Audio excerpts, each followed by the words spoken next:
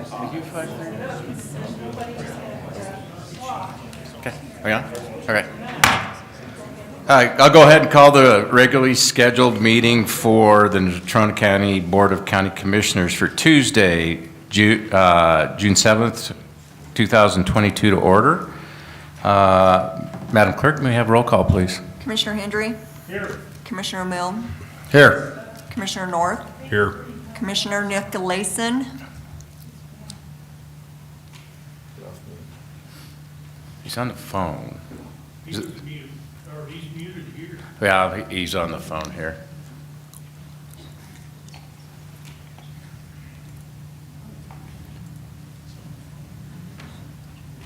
I apologize. Commissioner Nicolason had some surgery and is unable to physically attend tonight, but we're trying to get connected to him.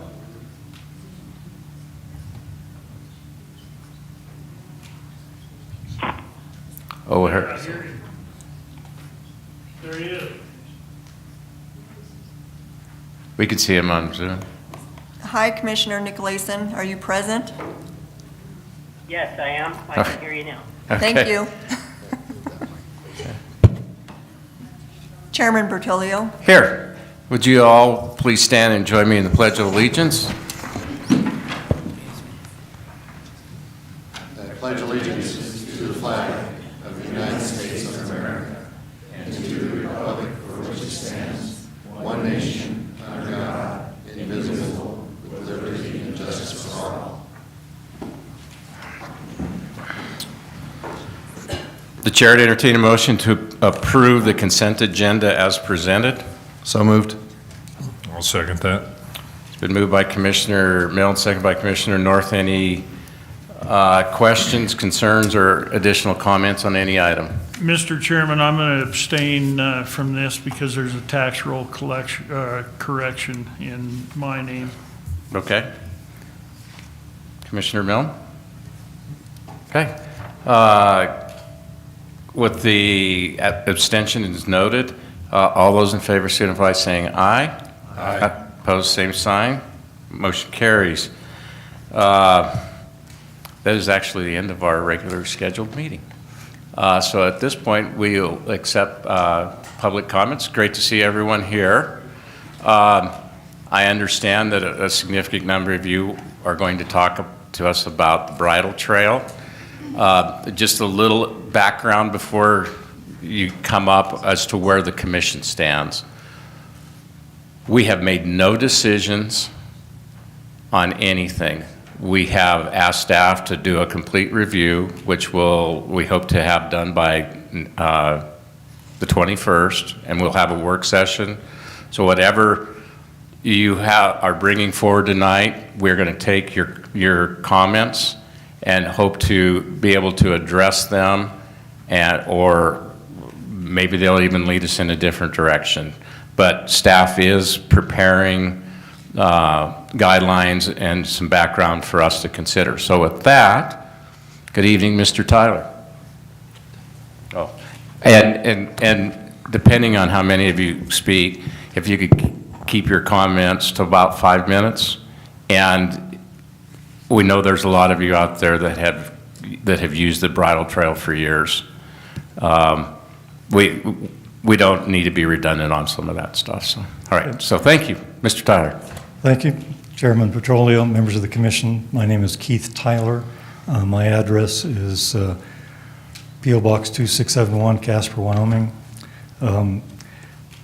I felt compelled to appear tonight before the Commissioners because I heard about the appearance by Mr. Chrisman at the Commissioner meeting last month.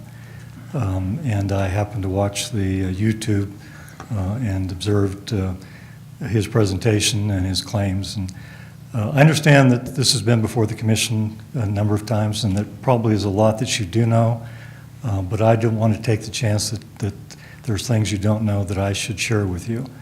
I've prepared a memo that summarizes most of what I think is important about this. It's got some of the history and some of the points that I'd like to make. I'll try not to go through all of it tonight. If I can hand that out to you, though, would that be acceptable? That'd be great, and especially County Attorney Nelson.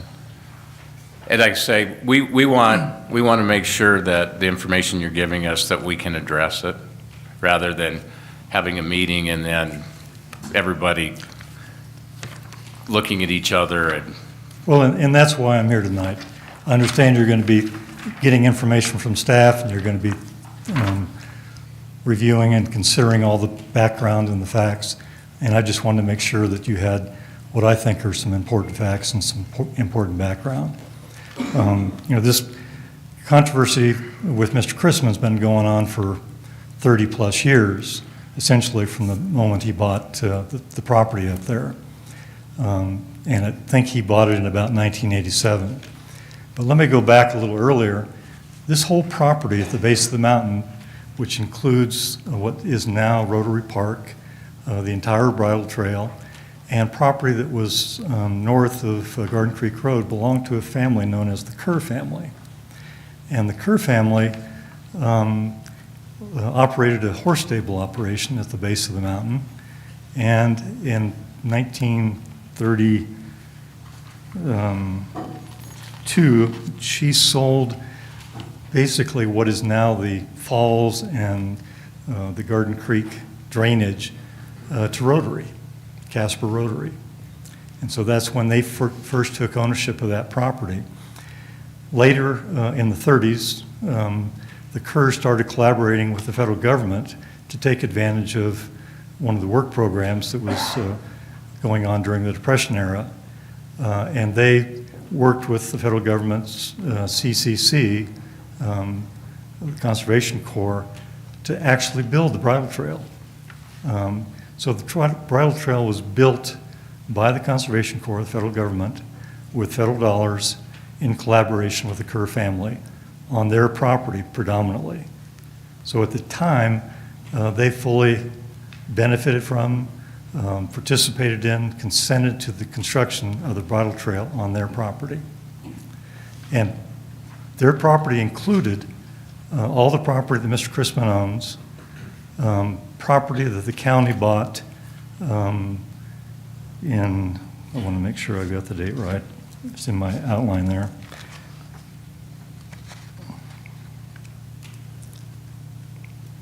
It's 1969. No, I'm sorry.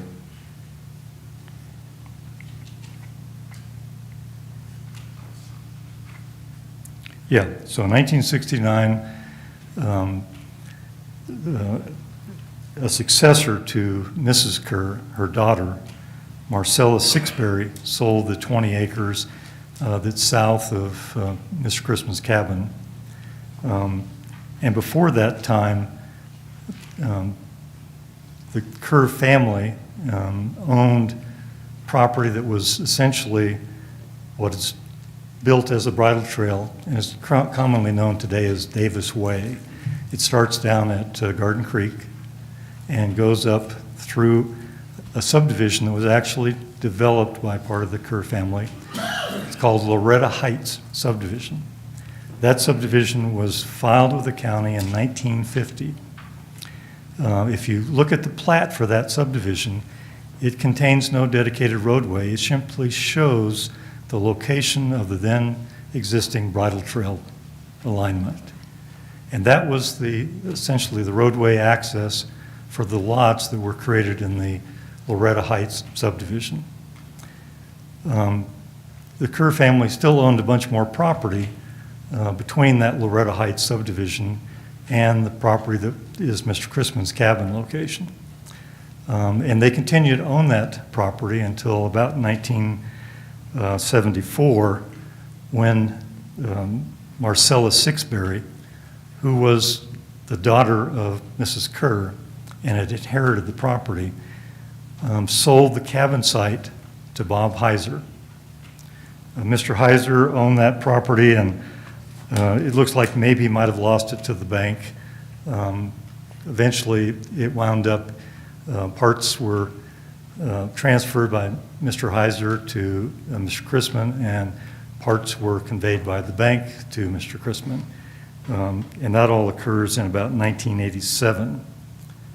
So from 1969 I'm sorry, until 1974. That's when Marcellus sold to Heiser. From 1974 to 1987, Heiser owns the property, and then after that, from 1987 to the present, Mr. Chrisman's owned the property. What's really important to keep in mind on this whole history is that the bridle trail path that was built with the public dollars and the Conservation Corps effort was built right through all this property.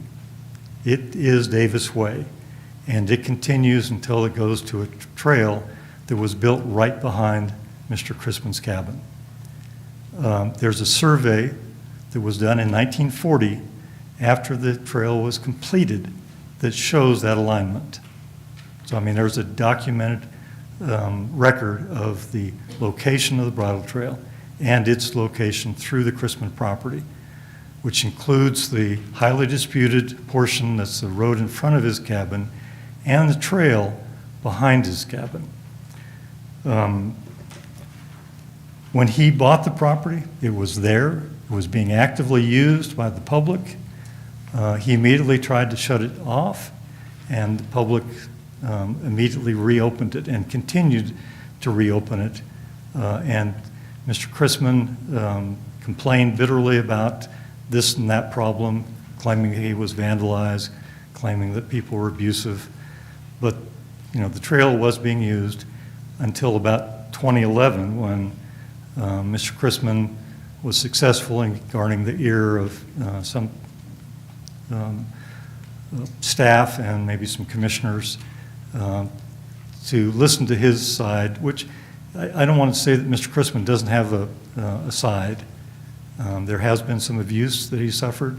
I think it's highly exaggerated, and I think it could have been handled in different ways. But in 2011 or thereabouts, Mr. Chrisman convinced the commissioners to take some action, and that action was to impose a temporary closure on the trail behind his house while they worked out a permanent easement on Davis Way and to resolve any potential issue about that roadway being used as part of the trail system.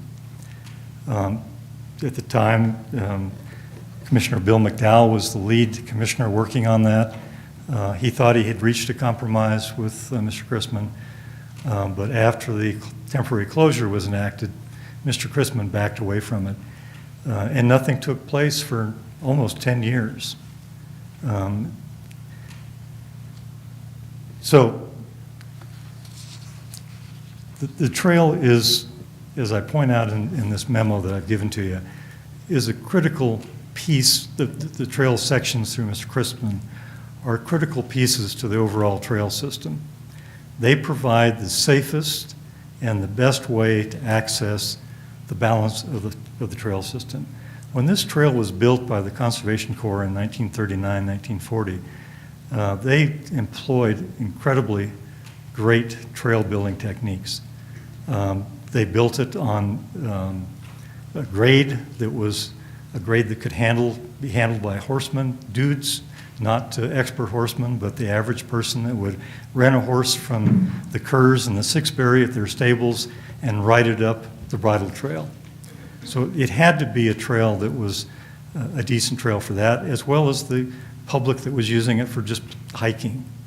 It was never built or designed to be a mountain goat trail or a trail that required an advanced or someone that was extremely fit hiker or horseman. So if you go up and walk the trail, you'll see the areas where the Conservation Corps went to great lengths to build up retaining walls, to build switchbacks, to maintain that grade the entire length of the trail. And the only way you can maintain that same grade that's on the upper stretches of the bridle trail all the way to the bottom to Davis Way is by using Davis Way and the trail behind Mr. Chrisman's house. Any other alignment results in a far inferior trail alignment. Mr.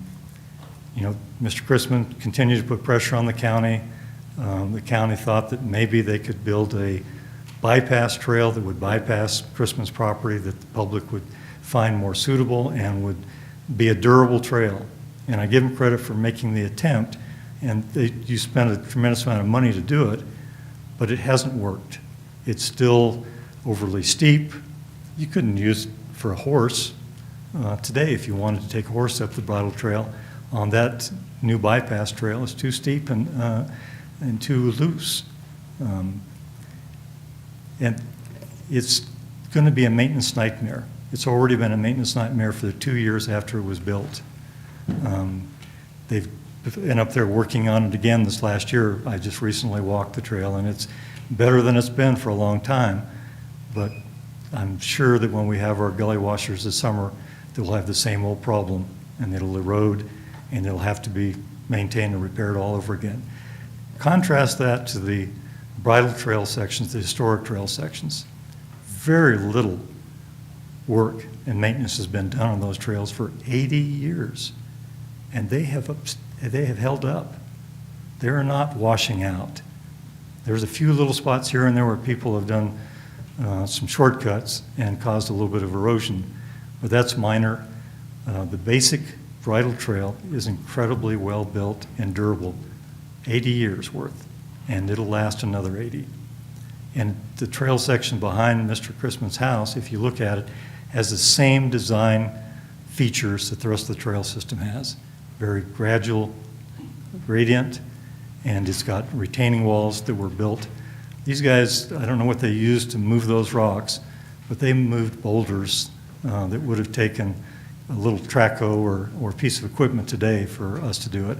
I would guess that if you were to build the bridle trail today, the whole bridle trail, we would be talking well in advance of $5 million.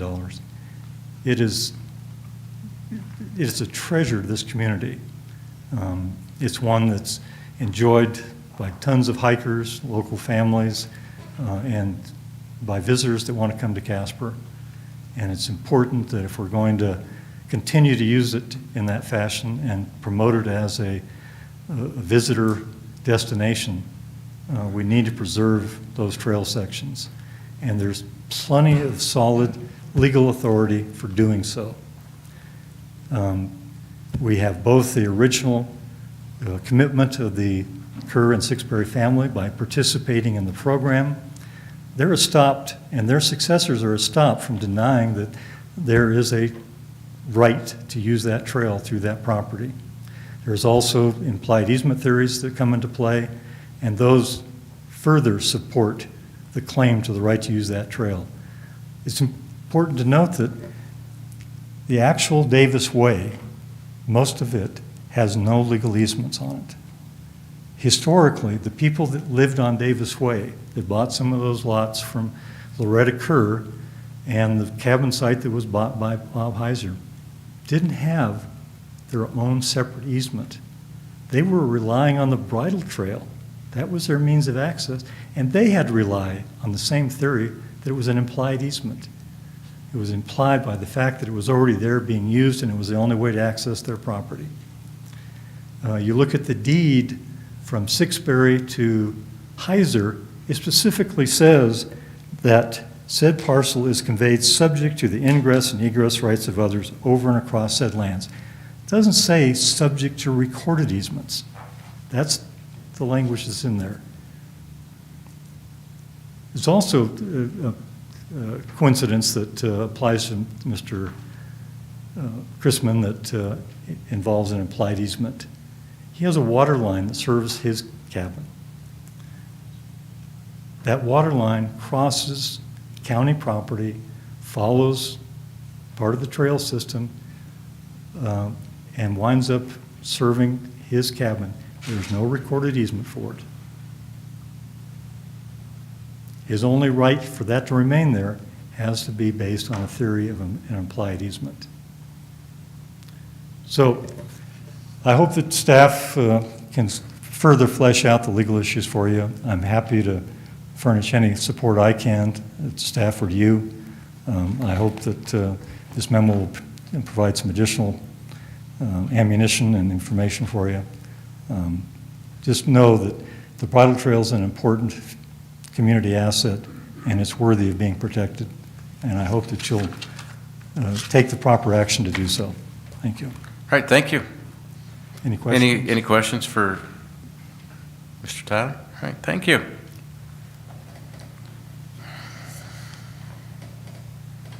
Mr. Lamberson. Good evening.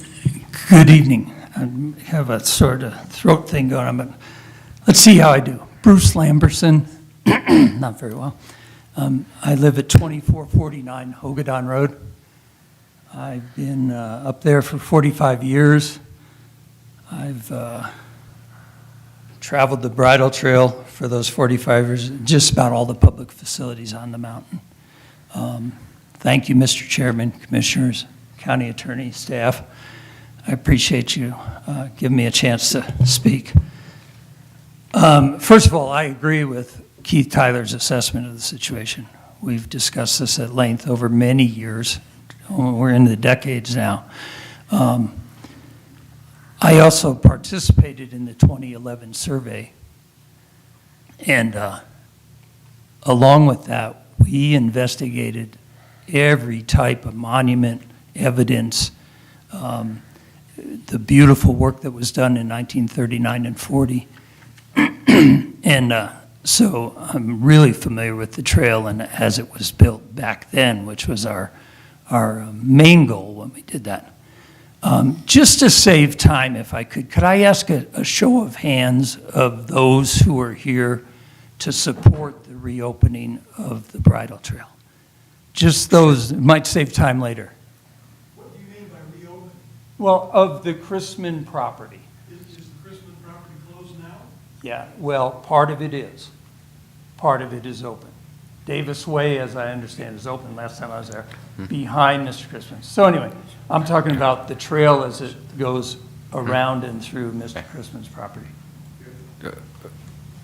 Okay, that's all I need there. How did we get here? I have a note to myself. It says, use words carefully. I'm not here to blame anyone, but I've watched this process for 2 decades now.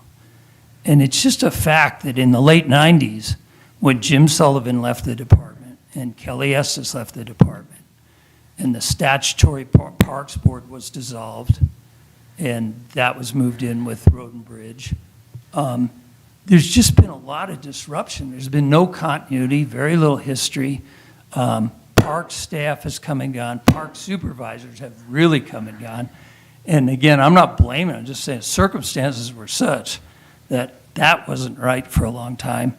County attorneys have joined us with different views and left. The commissioners naturally rotate. So we don't have a link. We don't have a link to leadership, to history, to really know what's going on. And that's just the way it's wound up. I don't think there's any malice here, but other than the winter trail grooming program, which the county, you'll never hear me complain about that. That's been established. It's just something they do, and they expect to do year after year. But other than that, there hasn't been much vision or leadership in this issue. There have been individual efforts by attorneys, members of the public, commissioners to resolve this thing, and we haven't gotten anywhere. And this isn't just a bridle trail issue. This is an issue for all of the county's facilities on the mountain. There's been reactionary efforts to fix emergencies and tear things down and wonder how we're going to rebuild them and this and that. And, you know, it's just been tough. And this has been sort of falling into this whole category. And there's been a lack of budget. There's been not a lot of advocacy. Mr. Chrisman comes and goes from time to time, so that's been interesting. The Parks Advisory Board is simply an advisory board now. There's only 3 people left on it, and bless them for taking the time, but they can't do much. I'd really love to see a statutory Parks Board again. But anyway, it's been goofy that way. I've never seen any consensus of the BOCC on any action pertaining to this, other than maybe, and I haven't found it recorded, maybe to say to Mr. Chrisman there'd be a temporary closure. I don't know what temporary means, but I think, you know, 10, 12, 13 years may be enough. few things that Keith touched on. Horses, yeah, that was the original. I've ridden horses up there. And yeah, there's the bypass that the county invested in isn't going to cut it.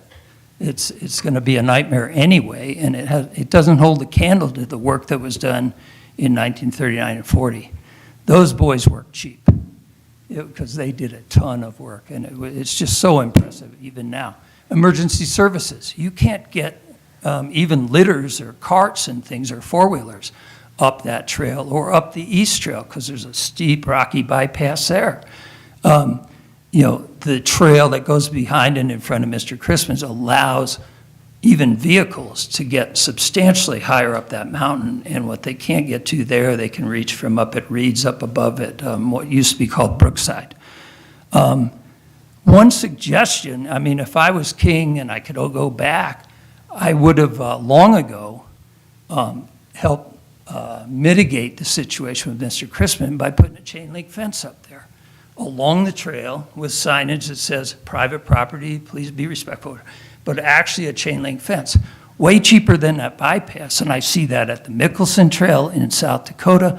Plenty of public trails through private property use that device to just define that things are a little different, keep people from wandering off, and that's pretty cheap. I still think we should do that. That water line that Keith spoke of, that's a hazard. That's a 2-inch galvanized line that goes right across the trail. It's exposed in most of its area. And I mean, you know, just that is a problem. It should be buried. You can trip on it. It's just weird, but most of that can be bypassed by some of the other trails that we've been excluded from using. So anyway, how will this be resolved? I don't know. But I'll tell you right now, I am convinced that I, as a member of the public, have a right to use the trail on Davis Way and behind Mr. Christmas' house. And I intend to do so. And I don't know if I'm breaking the law, I'll expect to be cited for breaking the law. But if you tell me I just can't be there, that's not going to cut it. It's gone on too long. And it might even help resolve the issue if I am in fact breaking a law, we figure out what law that is and if in fact I'm breaking it. I think that trail needs to be open. Nothing else has worked. And I'm pretty convinced I have a right to be there. This is property rights, okay? And everybody wants property rights, property rights. Well, the public has property rights and the private people have property rights. And I'm in the middle of both those things. I own land on the mountain that's used for recreational use by people I know or don't know or this or that. Sometimes they can't, sometimes they can. I'm familiar with all that. But anyway, I want to get on that trail, and I will, and that's not a threat or anything. It might help. I'm just here to help. Okay. And use my words carefully. All right, thank you. So thank you for your time. If you have any questions, I'd be happy to answer. Okay, any questions for Mr. Lambertson? All right, thank you. Thank you.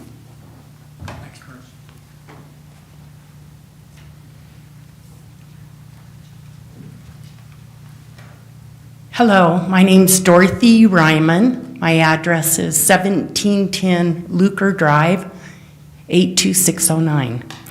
I have all of the same concerns you've already heard, so we're going to skip over those, but I want to talk about who uses the trail. And I want you to be aware of the people that you're impacting. I hike the trail several times a week, and I have seen Boys and Girls Club up there with little kids who probably don't get out very often to do that kind of thing. Natrona County School District takes their summer school kids up there. Head Start takes their kids up there. I'm not sure how high on the trail. But I want to visit about that, and for me, it's my mental health treatment. So, you know, we all get so much out of that trail other than hiking it. And as we talk about easements and access, there is an implied easement in the state of Wyoming. It's a legal easement, so we already have the legal access to that trail. And so when you take part of it away, you're helping one person, but you're taking away the rights of everyone else in Natrona County that want to use the trails. So I wanted to point that out also. That's all I need to say in addition to what the other people said today. All right, thank you, Ms. Ryman.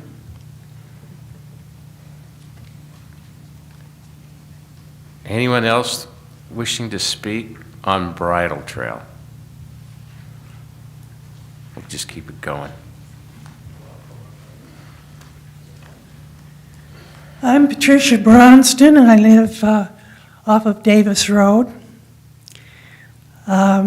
We've watched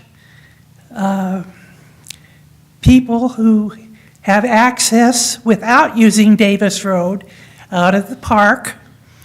For years, they came out of the park until Bob Adams decided that he wanted to do a little bit of changing and change things so that they could get to the very beginning of it.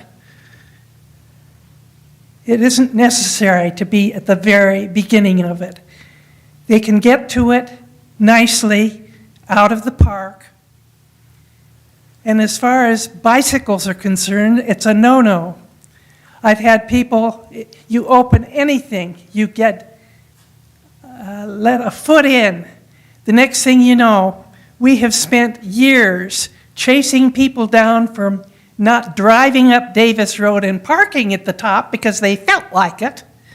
You tell them it's a private road, and I defy anybody to find an easement or a right-of-way written that lets them drive or walk on Davis Road unless they live there.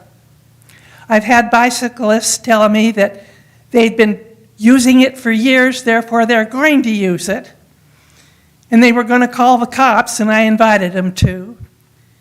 They come roaring down Davis Road around a blind curve at the very bottom, or toward the very bottom, where they can't see us and we can't see them. There's been several times that almost somebody's been hit as they came around a curve. And someone was coming up Davis Road, either to the house below me or the house that goes to the road that goes to my house. And then they scream at me that I'm in the way. They're not very nice people when they act like that. And they do not have the right, if there's any part of Davis Road open, to use the whole road of Davis Road off from the bottom of Garden Creek up.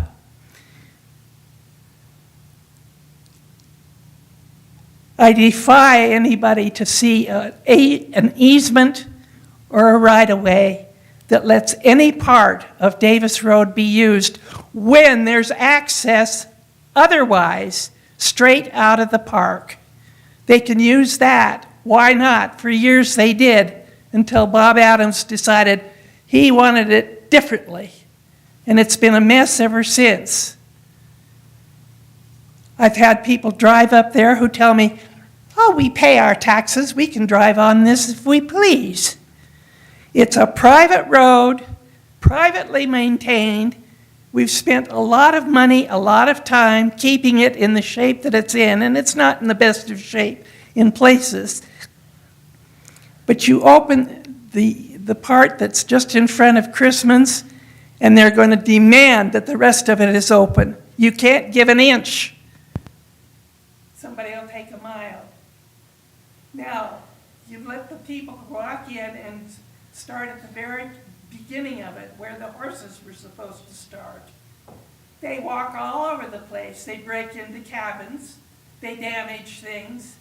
I've had screens cut in my guest cabin. And somebody is going to come around that curve in a bicycle. And I don't know who it is or when it is, but somebody's going to get hurt. And then there's going to be one hell of a lawsuit. Don't open anything without knowing that it's going to just absolutely give an inch and they're going to take a mile. Thank you. Thank you, Ms. Bronson. Anyone else?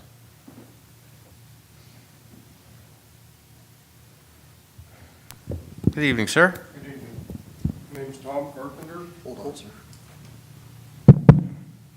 Good evening. My name's Tom Carpenter, 417 Oleander, Casper. I've lived in town 65 years. My earliest memories are from the early 60s, using the original access to the trail. Going up Davis Way, going on the trail that went behind Mr. Christman's cabin. So that's probably early 60s. My dad knew where that trail was in the early 60s. So my steady use of the trail probably began in the 80s. Accessing the same thing right behind Mr. Christman's cabin. I am for reinstating, opening up the trail to its original access. As I get older, the steep parts, they don't work as good for everybody. Keeps people from really enjoying it. Less than 2 years ago, we were praising our firefighters for saving the valley, the Garden Creek Valley, from that fire that started down there on the road. So we're going to ask those same firefighters to access someone injured on the trail system, going up those steep sections, and also maybe bringing somebody down those steep sections. That's not fair. It's not fair to them. So I'm in favor of reinstating the original access. Thank you. Okay. Anyone else?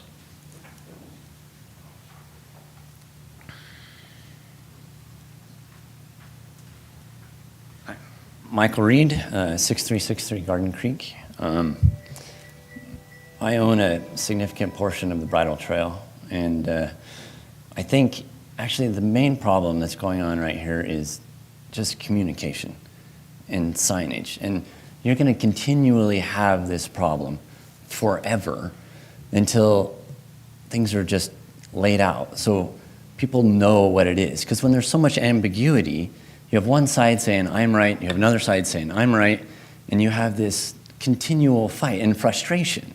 If everybody knew exactly what it was, where it was, and what we were doing, there wouldn't be this fight that we continue to have.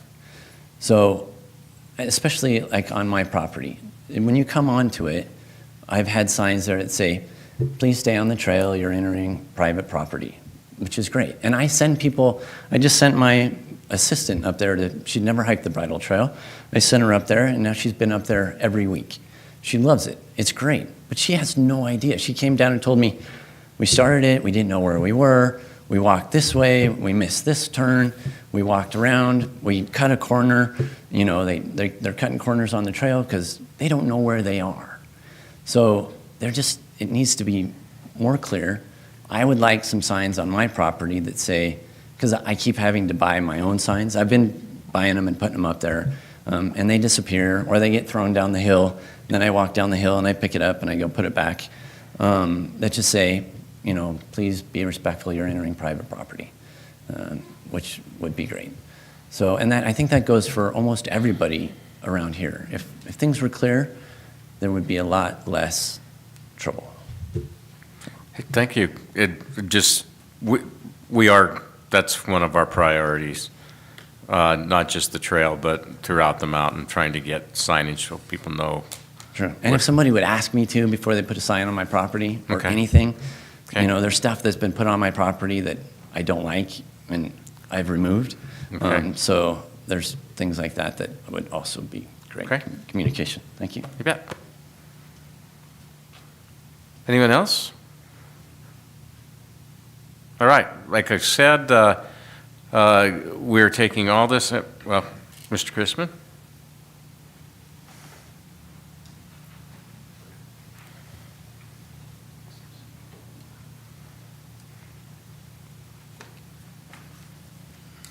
My name is Howard Chrisman, and I live at 3355 Garden Creek Road.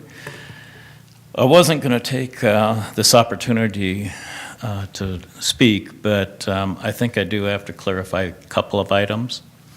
Number one, I don't want to be the bad guy in this. I don't want to cut off trails for the public. My problem is not 90% of the public that goes up Davis Way.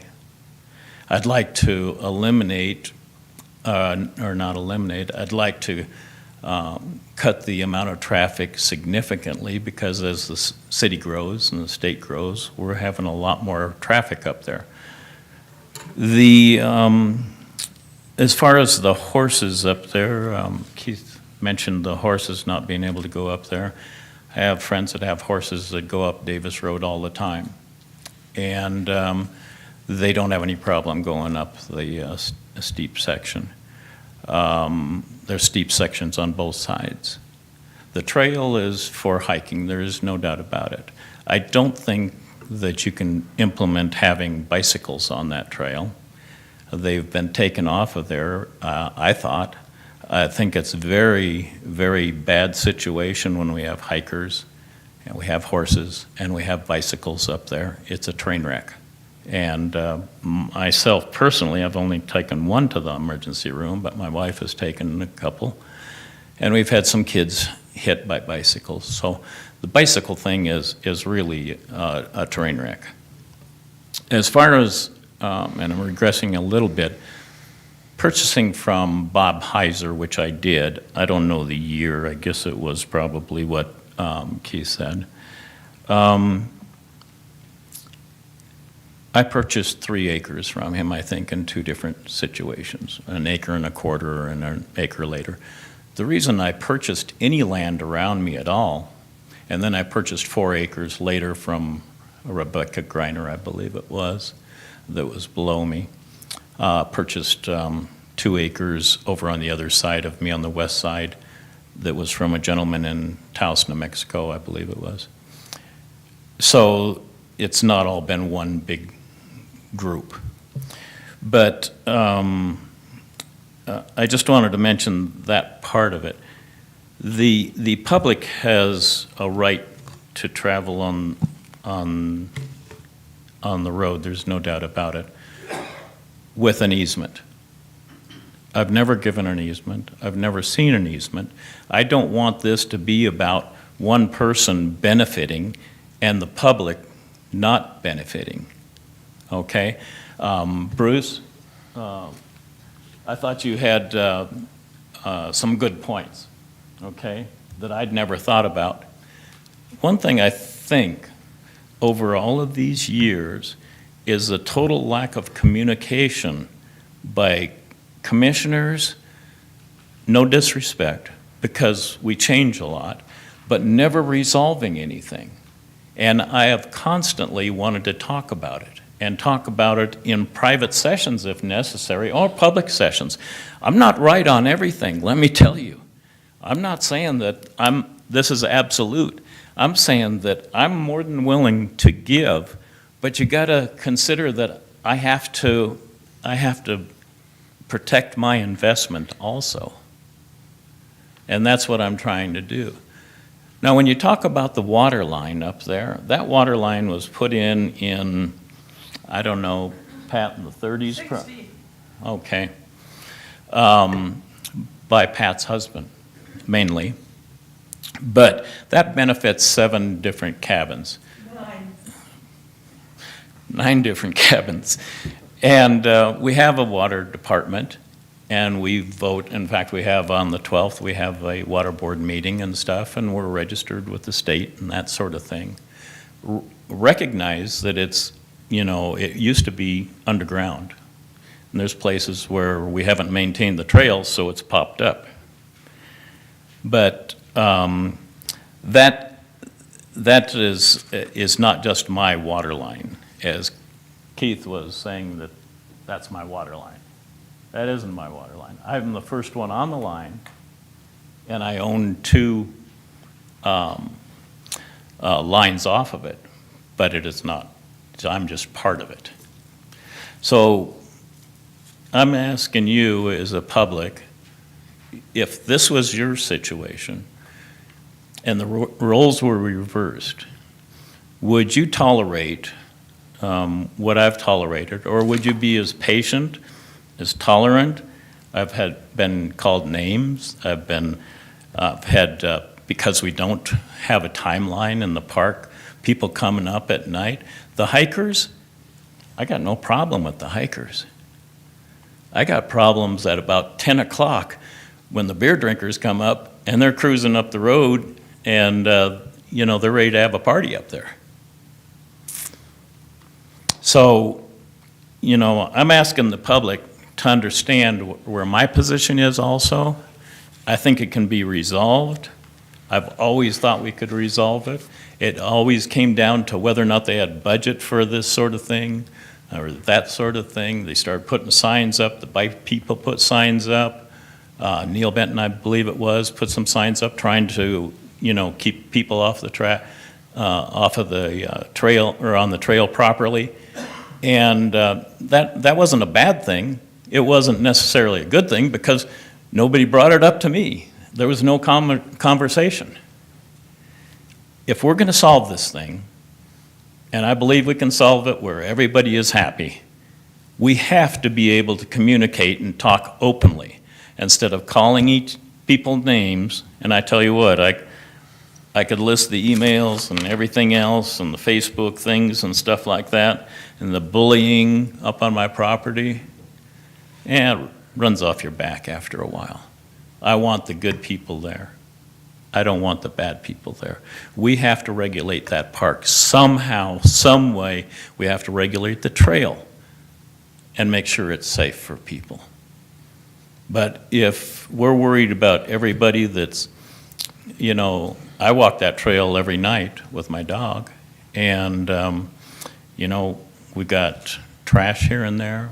No volunteer group comes from the park up on my property and says, gee, Howard, thanks for letting us cross your property. Can we pick up trash on your yard? It is my front yard. If the role was reversed, nobody in town is going to allow people to cross their property. Nobody in town is going to let somebody make a campfire in their front yard when they're gone. And yeah, I traveled a lot. I wasn't here all the time. Keith was saying I was in and out. Well, I was in and out. I had a job where I got on an airplane every week. I tried to get home every week, let me tell you. So if I'm the bad guy, you got to tell me, okay? But I want to know how to resolve it and do it where everybody feels comfortable with it. And taking a rising hand as to what side you're on or what side you're not on, that seems a little bit immature to me because we haven't had any communication. I've never met Mr. Bruce Lamberson? Sorry. But I want to get it resolved as much as everybody else. I like meeting a lot of the people that come up on the trail. And Mary was here. Where are you at, Mary? She hikes the trail every day, I think. And we stop and talk all the time. So why has it become such an adversarial situation? I don't know. You tell me one person that's ever gone up there in all the years, 36 years I've owned the property, that I have ever been mean to or said anything derogatory to. I defy you to ever find somebody who will say that. Does anybody have any questions for me? Any questions, Mr. Chrisman? Okay, thank you. I appreciate your time. Okay.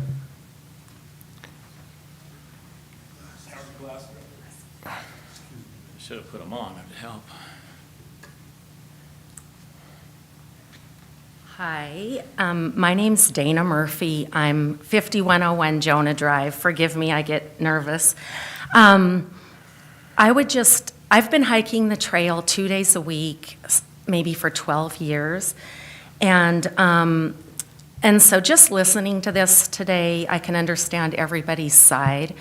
It's a very complex issue. So, I would just ask that the decision makers and then the staff and maybe go up there and, check it out and do a hike or ask others to go with you and just see what's going on. When the trail was rerouted, it did take away the simple lower loop that more kids could do and older people. And so it was rerouted to where it was pretty steep. And then at the end of not last summer, but the summer before, all of a sudden, and we used to have these big rocks and you could kind of step up on the rocks.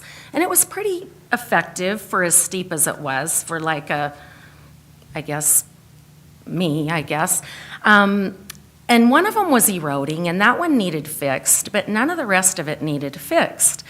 And so all of a sudden, at the end of the summer, there's this guy up there with his skid steer just leveling everything out, removing the rocks, changing this whole path. And I later heard, and I could be completely wrong, that he was paid $200,000 or something. I mean, that doesn't even sound right. So I'm sorry, forgive me for not knowing my information, but he did not know what he was doing. Took out the steps, put down a bunch of gravel. I have seen women that are very athletic hikers fall down on that gravel. So I don't know what was going on there. I used to see Bill Schilling from Rotary up there all the time, and I think Rotary had more going on up there, and then Bill got married and moved to Hawaii, so I'm not quite sure why Rotary isn't more involved. I think that, when I'm up there, it's in the morning, and I don't see trash at all. I mean, you might see a random Kleenex that somebody accidentally dropped. Now, if it's the nighttime partiers, leaving beer cans and everything, maybe they are. I'm assuming that's what's happening. But I just hope that because it is such a complex problem, that you put the time in to really make the appropriate decisions, because this part that was the way it feels to the hikers is that it was taken away from us. And it just seems like if we keep caving into this stuff, it's hard to go back. It's hard to go back and regain it after it's been taken away. So I just hope a lot of thought is put into this before these big decisions are made. Great, thank you. Oh, you're not standing up, Jerry? Oh, gosh. Good evening, Eric Good evening. Ronnie, 329 East 10th. Just a couple quick points. I don't think there's any dispute on what the original intent of the trail was. Federally funded, public right-of-way, et cetera, right? Howard asked somebody to explain to him about the bullying, and it might, Howard might be the one who's the bully. I've encountered him a couple times on the trail with his gun strapped on him, meeting people at the intersection, and in some situations, not super, let's just say welcoming. I think there's a lot of these things, the trash, the partiers, the nuisance, I think are really a little bit overly dramatic. Some of that stuff may have happened in the past. Now you have the gate up there, close it off at dark. I think we're getting a little bit overly dramatic with all the peripheral stuff that we're talking about here. I think there's nobody here that doesn't believe in private property rights. I'll tell you that right now. And I don't think this is a private property rights issue. There's more to it than that. And it's real simple to just align with private property and discard everything else, but that's not really what's going on here. And the last point I'll make really quick is the bypass trail that was built. It's, everybody's been very diplomatic about it, but it's a monumental failure. I'm on record at one of the Parks Board meetings, Dave, right, talking about how it's going to fail. And it failed spectacularly. And it's not because I'm, I can see the future. It's because it's pretty obvious. It's not rocket science to build a trail. You can see that coming a day away. So we let $100,000 of Dolomite road base flow down into Garden Creek in one storm. So there was a full breakdown. Staff, engineering, Parks Board, construction, and it's ongoing maintenance. Now we're putting up signs blaming storms for the trail damage. It's not. It's not storms. It's personnel. So anyways, thanks. Good evening. Thank you.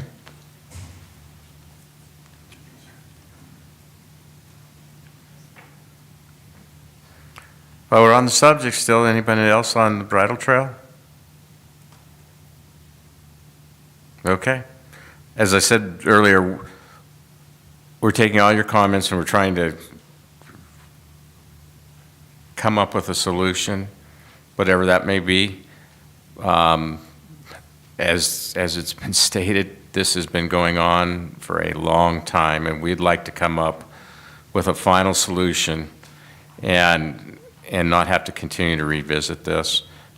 We greatly appreciate all the comments on things that haven't been brought up that we can look into. And Mr. Christman's made some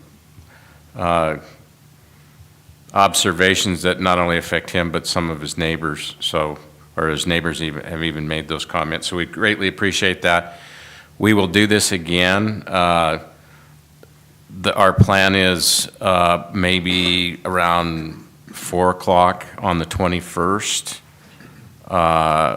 We will have kind of a brief review of what staff presents to us, have our own discussion, but we will welcome public comment, which is a little unusual for our work session part,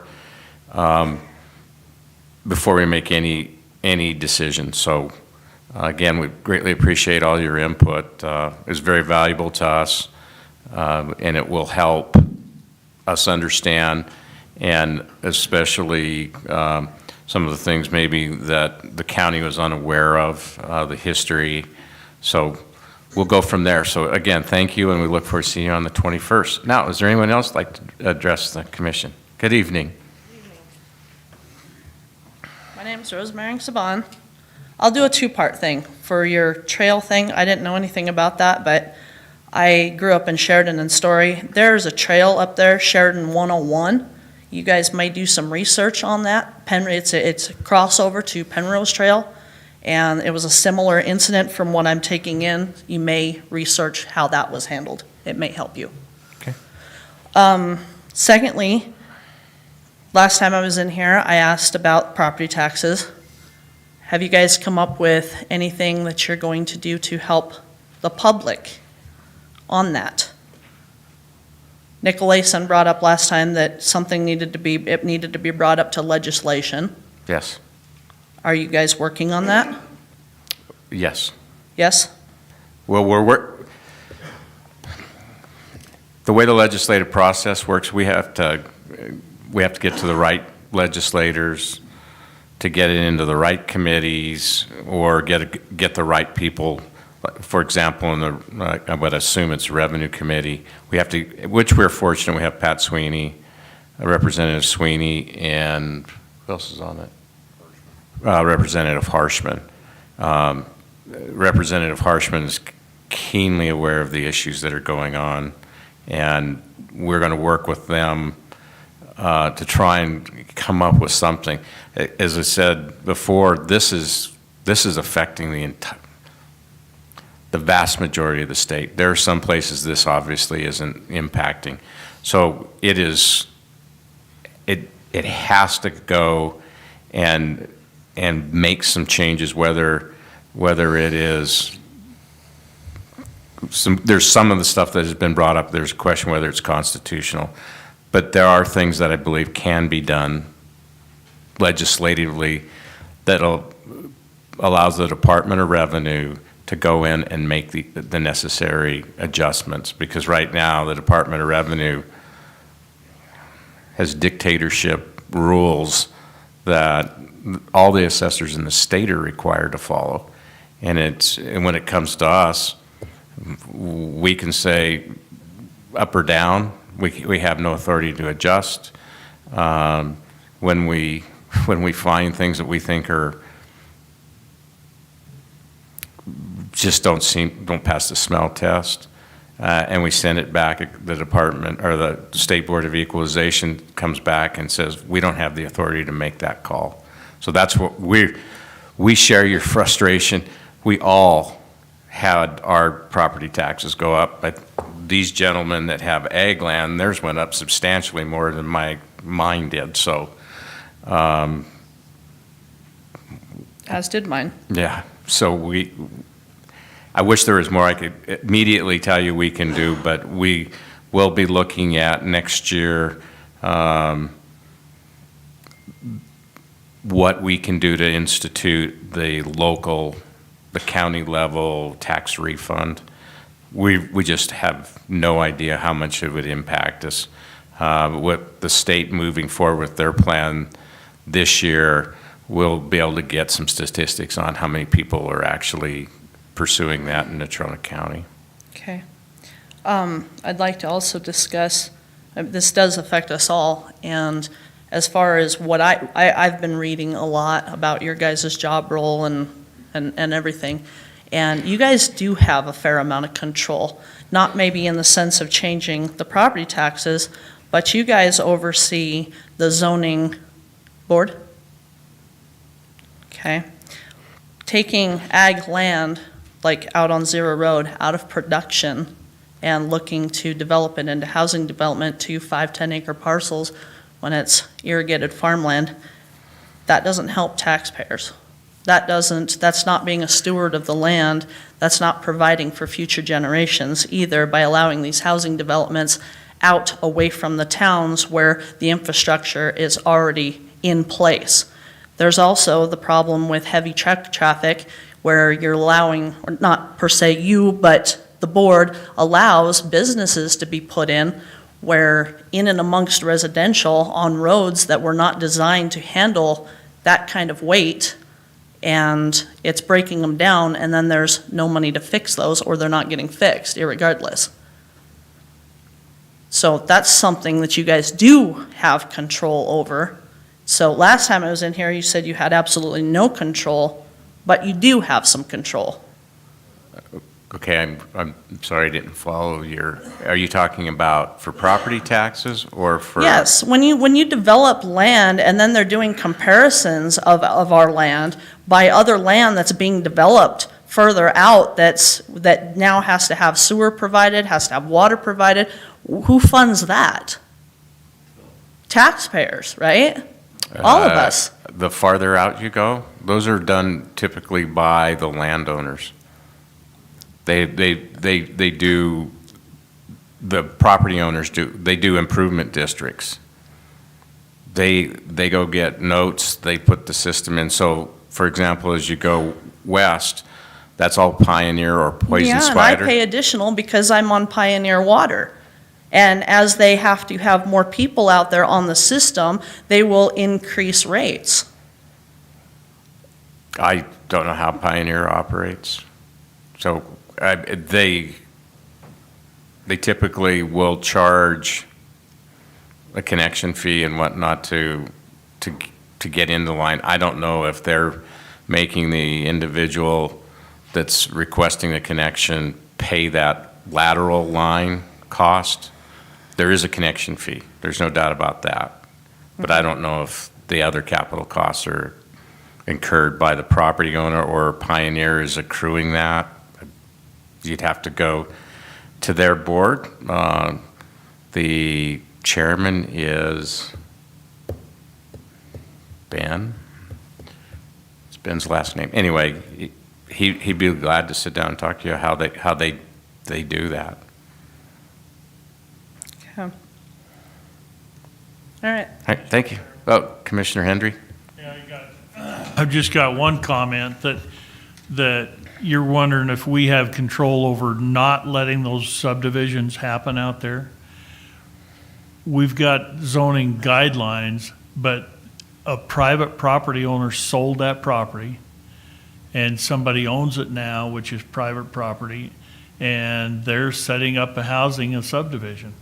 So it's kind of gets into private property rights. Now, we can make sure they do it right and make sure they come before planning and zoning, but it's a fine line. We can't say no. We have some rules, but that's a private property right when they sell that land and when they develop it.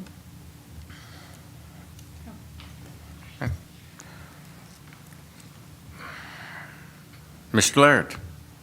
Good evening, Counselor. Good evening, gentlemen.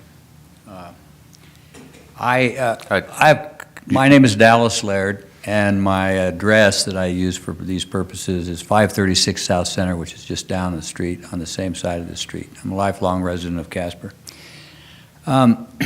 Something that was disturbing me, so I thought I'd come here and ask you all about it. The county attorney sitting here, and by statute, you guys have a county attorney. You hire the county attorney and you pay for the county attorney. Statutory. I agree with it. But then the statute also says that he can act for either you or the assessor. So he's in here, I assume, acting for you now. He told me earlier this week or last week that he, during a lot of these tax hikes, he's the assessor's lawyer. Now that's confusing to the public. He's the county attorney and he's the assessor's lawyer. And then I understand from people who have worked in the office that when all these protests were filed, he was advising the assessor. And also these hearings that were held, there were a couple lawyers hired to set in and be some sort of referee. And so there's a confusion. And I asked him if it was in writing that he was the assessor's lawyer. He said no. Now, we also have a set of rules that apply to lawyers.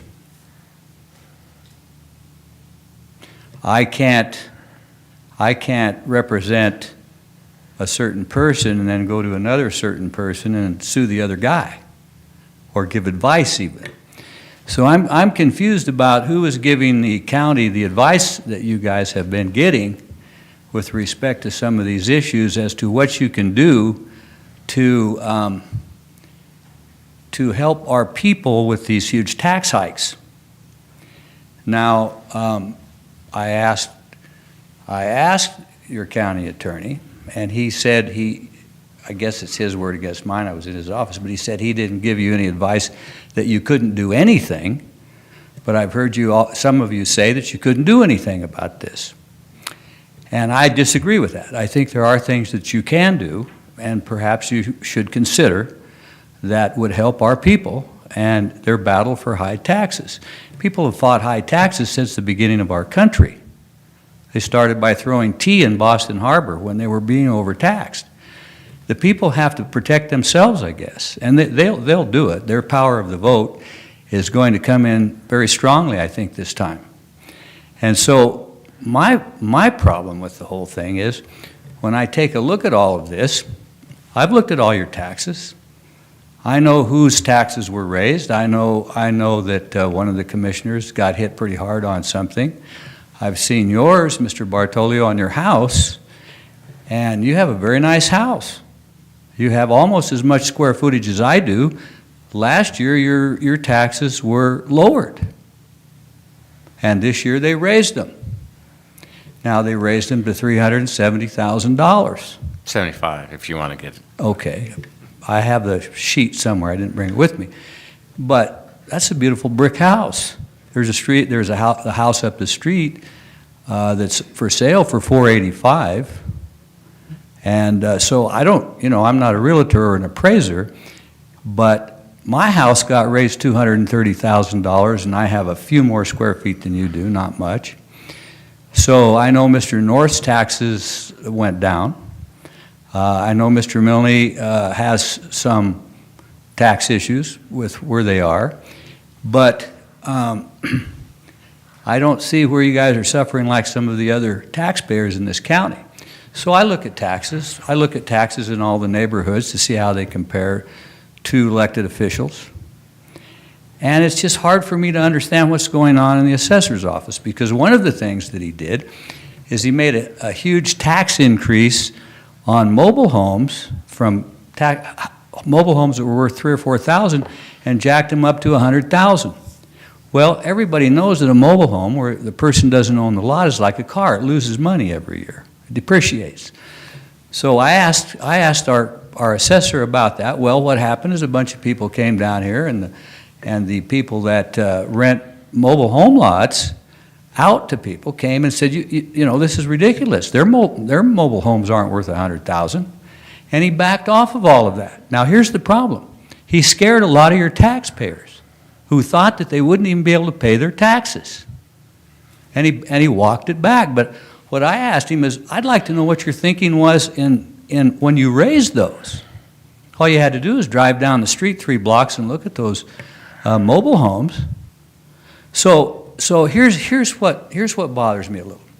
The law is very clear. It says if he raises taxes, then people have a right to protest. Am I right so far, Mr. Chairman? Yes. So they protest, and the legislature gave them that right.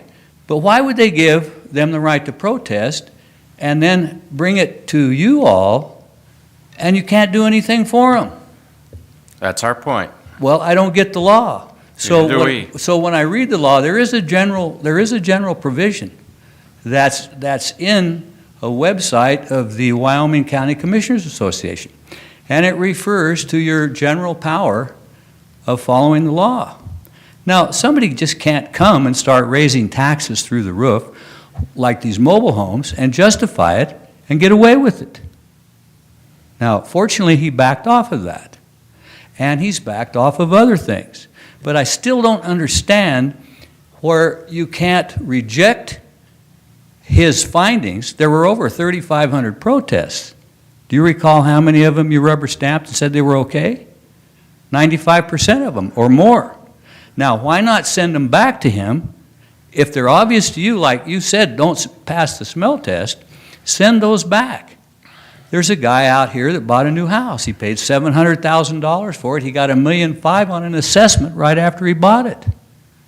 Now, that guy had to go and get a realtor and get everything appraised and show, you know, because a lot of people don't understand how property taxes are raised, fair market value. Well, the fair market value is what the guy paid for it, not $1.5 million. I think that one may have been walked back. The story that I've heard that I really don't like, because I haven't got a name, but I'd like to find the people, a lady in her 60s who was married to a gentleman in his 70s who was suffering from severe burns. She couldn't afford the taxes on her house. And I think that property got sold on a tax deed. Now, this is something the assessor told me, but the other night at a forum, he denied that. But I asked him who the name of the person was because I'd like to go find him and help him out. I don't want to see anybody in Natrona County get kicked out of their house when they're suffering like this. So what I'm saying, gentlemen, there are some laws that give you some serious authority. And I'm just asking that you review them, but I don't know how you can do it where you have a county attorney you hire that's representing the assessor. Now, I'm told this next year he's going to flop back and represent you, and the assessor has to get his own attorney after this election. But there's something you want to talk about smell testing. This one bothers me. This one bothers me. And I don't expect you gentlemen to know the rules that apply to us as lawyers, but we have serious rules about being involved in matters that are that don't pass the smell test. So, I just hope you take some cognizance of that. But then I hear all these people coming in here with this bridle trail problem, and I've heard about the problem for years. And I've heard, well, is there an easement there? Is there a roadway there? And so here's this courtroom I practiced law in for 40 years. Tried a lot of cases with the jury sitting right here. And so when I come in here, it moves me towards justice. So I'm saying, well, how do you gentlemen really think that you're judges, that you can make a decision on the legality of who's right or wrong with respect to these easements and right-of-ways? It takes a very special lawyer to even understand all of those legal issues. And usually they're sorted out in courts. Now I hear about people going up there and using it, and I know a lot of people that love going up there and using that. And so I know you've got a really serious problem here between private property owners and between citizens who want to use land and are entitled to use some land. Now, I don't know what the answer to this is, but I don't know what the assessor's county attorney is telling you either about what you should be doing, but you're not judges in terms of who's right legally. I heard all of that, and I'm thinking, now what is it that, I don't know, the people are asking you for a solution, and you're not giving them a solution. And I just ask you as a taxpayer myself to give them a solution and get this thing rolling. And the same thing with these taxes. We don't have to stand for these taxes. We're citizens here. If he jacks a house up $500,000, I've checked a couple houses. One of them out east, owned by a well-known family, he increased it $500,000 from last year. That house didn't gain $500,000 in value. There is false inflation going on. You can thank Biden and his administration for a lot of that. What's going to happen when that crashes? Are they going to reel these big taxes and values back down? I mean, my house got raised $230,000. My office got raised $100 and some thousand. And this year, I decided not to protest it because I'm running for office. But I know ways of dealing with it. And one of them is a taxpayer's lawsuit for these high valuations. And that can be done. That's the solution. So all I'm asking you is, I can tell you if I get on this board with my legal authority, I will research everything any lawyer tells you to make sure what they're giving you is good advice. But you need to have your own lawyer working for you, not good. somebody else. Okay, so Thank you. let me start the bridle trail. As I said, we're taking the information in before we make a decision. Second, we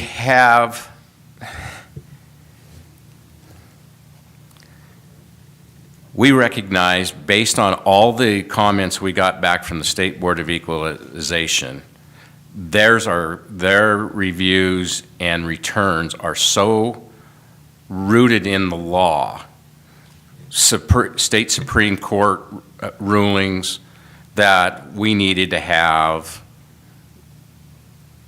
our own legal advice in order to see if we can't really make some additional inroads with the State Board of Equalization. In the past, county attorney's office represented the Board of Equalization, not Mr. Nelson. Mr. Nelson only represented the county on a handful of the larger ones, which were more subdivision ones when we were at the 3,200. As far as rubber stamping, the things that we saw that were wrong, it was a futile effort if we sent them back. The LEA, how your houses are grouped, says right in there, we sent one back, came right back from the State Board of Equalization. You have no discretion on that. You've got to try, Mr. Commissioner. We've done it. You've got to try. You just can't stand there and say you can't do anything. There's a point where it becomes a waste of the taxpayers' dollars because our staff, whether it's the assessors or the county attorney, has to go down and defend those in front of the State Board of Equalization. And if we have 20 cases and they all fall into the same issue that we want to have fixed, and it says we've been slapped back 5 times on the same thing, what's the point of going forward with it again? I think you slap back. That's what I think. Well, these people have to be represented, Mr. Chairman. They have to be represented. And they don't have the money to do it. Dallas, I'm not here to debate. I'm just telling you what has happened. But I'm hearing something that if I was on the commission, I would change great. your mind. That's why you're running. I would change your mind. And as far as my property taxes, if you go back 3 years, mine jumped big. And then when I pointed out that I had a 30-foot easement in the back of my yard, that's why it went down 2 years ago, and it went back up with last year's valuations. if it stays where it's at right now, I expect to see my property taxes go up again. Am I wanting to see this change? You're damn right. Because my house did not go up 40% in value in 18 months. So, Of course it didn't. Mine didn't go up 50%. so we're on the same page. It's just how we attack this. But see, I'm with you, Mr. Chairman, and I know you don't see it because I'm running against you, kind of, in this election. But I'm on your side from the standpoint of helping our people. And I know you, and I know you want to help people, all of you.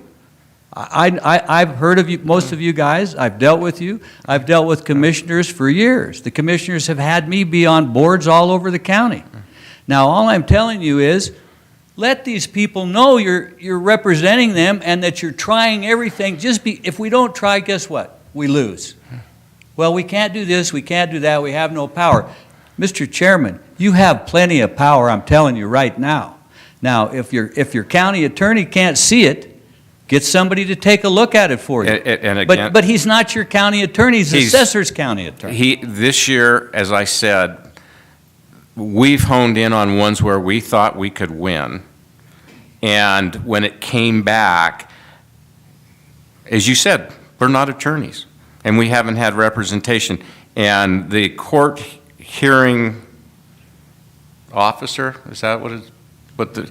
They're the ones that write up the findings of fact. But he hired them. Who hired those guys? No, we hired. There were two lawyers that got hired, and they came through the county attorney's office, and he's representing the assessor. This is really weird, Mr. Commissioner. That's not right. Well, what is right? Who hired them? We found did. them? Who We found them? did. That's And not we what I'm sent being... stuff down to the state, and they sent it right back because they said, didn't you hear him? But who recommended them? We did. We did. You went out and found these two We lawyers. did. Yes. And Mr. Our Nelson county attorney did not represent us. Charmaine did. No, I Or understand that. Charmaine But if somebody, represented Mr. Commissioner, I don't want to argue with you. I want to help You want to get up there and argue, and we're not going to let you do it. No, hold it. If I had a large law firm, I can't represent, if I'm representing That's you, right. somebody in my office can't go represent somebody that's against you. That's right. That's against our rules. And If he's got a legal office out there and he sends somebody working... We understand that. Okay, so it's a problem. It doesn't look right. And it's not happening right. now. Well, it's happened. It's happened during this whole turmoil, Mr. Commissioner. It has. And all I'm asking you, check it out. Yeah. Check it out. We protested a lot of them. There's a lot of property, and the commissioners, all of us agreed that you can't see what a house is worth out here outside of town and then charge 195% of what that's worth. I agree with you. It's not fair. We sent it to the state, and they said we had no jurisdiction to tell the assessor what to do. But you know, that isn't where it stops. You know where it stops? Is when it gets into the courts, because that's how we you don't take it to the court. Well, it should be. These are our we people that are paying hundreds of thousands of dollars. Dallas, as an attorney, do we have standing to represent a taxpayer? It's not our property. You have standing as officials of the government. Now, the taxpayers, you have plenty of taxpayers who have standing that will come into a class action lawsuit and be created. But when there's appeal rights from the State Board of Equalization, you or yourselves are the local State Board of Equalization. Or the County Board of Yes, you are. The County Board of but you're an extension. But you're an underling compared to the State Board down in Cheyenne. Correct. But here you are a Board of Equalization. Now, this is complicated. And the thing I really, really apologize for, gentlemen, I don't want to argue with you guys individually about legal matters. I never argue with laymen about legal matters. Sometimes I do with politicians, but I don't expect you to know the intricacies of how these legal matters are resolved and who we can represent and who we can't, and we can't represent people that are at odds with each other. We can't do it. So I don't expect you to know that, and I have no issues with that. I think you've been a great county commissioner, and I think you're a fair man. And so what I'm saying here is there's a much confusion. Look at all these people who are upset over this land deal, and it hasn't been resolved in years and years and years. These people are in turmoil. and they come to you for resolution. Now, sometimes, Mr. Chairman, you don't have the authority to do it, the legal authority, because you're not here to make judgments about who has rights of way legally. I appreciate that. And to solve some of these problems, that's your job in some ways, to be kind to all of our residents and hear them out, and I'm appreciative of how you did hear them out tonight. But I'm hoping that you get a little deeper into some of these legal issues that you're going to have to take a hit on, but I know you really don't understand them that deeply. All right, all right. Thank Because you. I know you're not lawyers. That's true. So thank you very much. We actually have Commissioner Nicolason, and we have. And I'm happy County about Commissioner Nicolason. So we do have But he's legal- only been here a couple months. Okay, so, do you have anything to say, Commissioner Nicolason? Boy, I do. Thank you, Mr. Chairman. I appreciate Dallas is running for office for one of these chairs, and that this is kind of turning into the Dallas Laird TV show. And I resent that, because Dallas knows as an attorney that if he has a problem with representation and as a citizen of this county, he can send a letter to any number of agencies or to the county or to Mr. Nelson if he has questions about perceived or real conflicts of interest. I'm confident that we've done the right thing, and I'm confident that we've done the right thing in having Mr. Nelson represent us moving forward and having Mr. Keating as the assessor obtain his own counsel. I am a real estate lawyer and have been for 25 years, and I do know the intricacies of these laws, having represented multiple clients on appeal. And I'll tell you that I stopped doing it, and the reason I stopped doing it, Mr. Laird, is because of the way the statutes and the regulations are written. There is really nothing that can be done until the laws and the regulations are changed. So I appreciate it if you don't get up and grandstand and tell us that we're doing something wrong when clearly our hands are tied. Thank you. Well, I didn't say you were doing anything wrong. What I said, Mr. New Commissioner, and you haven't been here long enough, is that you're not doing anything. It's not doing it wrong, it's just doing something to represent the people. And I appreciate you're a very smart lawyer. Dallas, we're not going to debate this right Well, now. then you should have said that to him, not me. I had nothing to say. I just made a comment. You have had nothing to say? No, I had nothing. I had nothing to You've say. been on, Dallas, you've been going on for over him. 15 minutes now. Well, and I appreciate the time. All Thank right, you. All right, thank you. All right.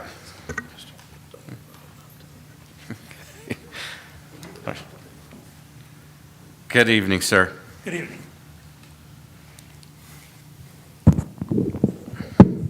Why doesn't Ben? I'm Michael Corrigan, 7459 East Geary Dome Road, Evansville, Wyoming. I'm researching a lot of this property tax stuff, and I got a question. Where does the State Board of Equalization get their power? Who are they? I know who they are, I looked them up. But where do they get their power to dictate to an elected board what you're going to do? They are an appointed board. Who appointed them? Who gave them the power to do what they're doing? My understanding is it's either state statutes or in combination with the Constitution, and then that the assessors are better explaining the entire stuff, but the Department of Revenue sets the rules. The State Board of Equalization, for the most part, is kind of the grand jury on it, or the Supreme Court on it to some degree. They've asked for even more power to tell not only the assessors, but the Department of Revenue they're doing something wrong. There's some bills that have been brought up that are in the interim study right now.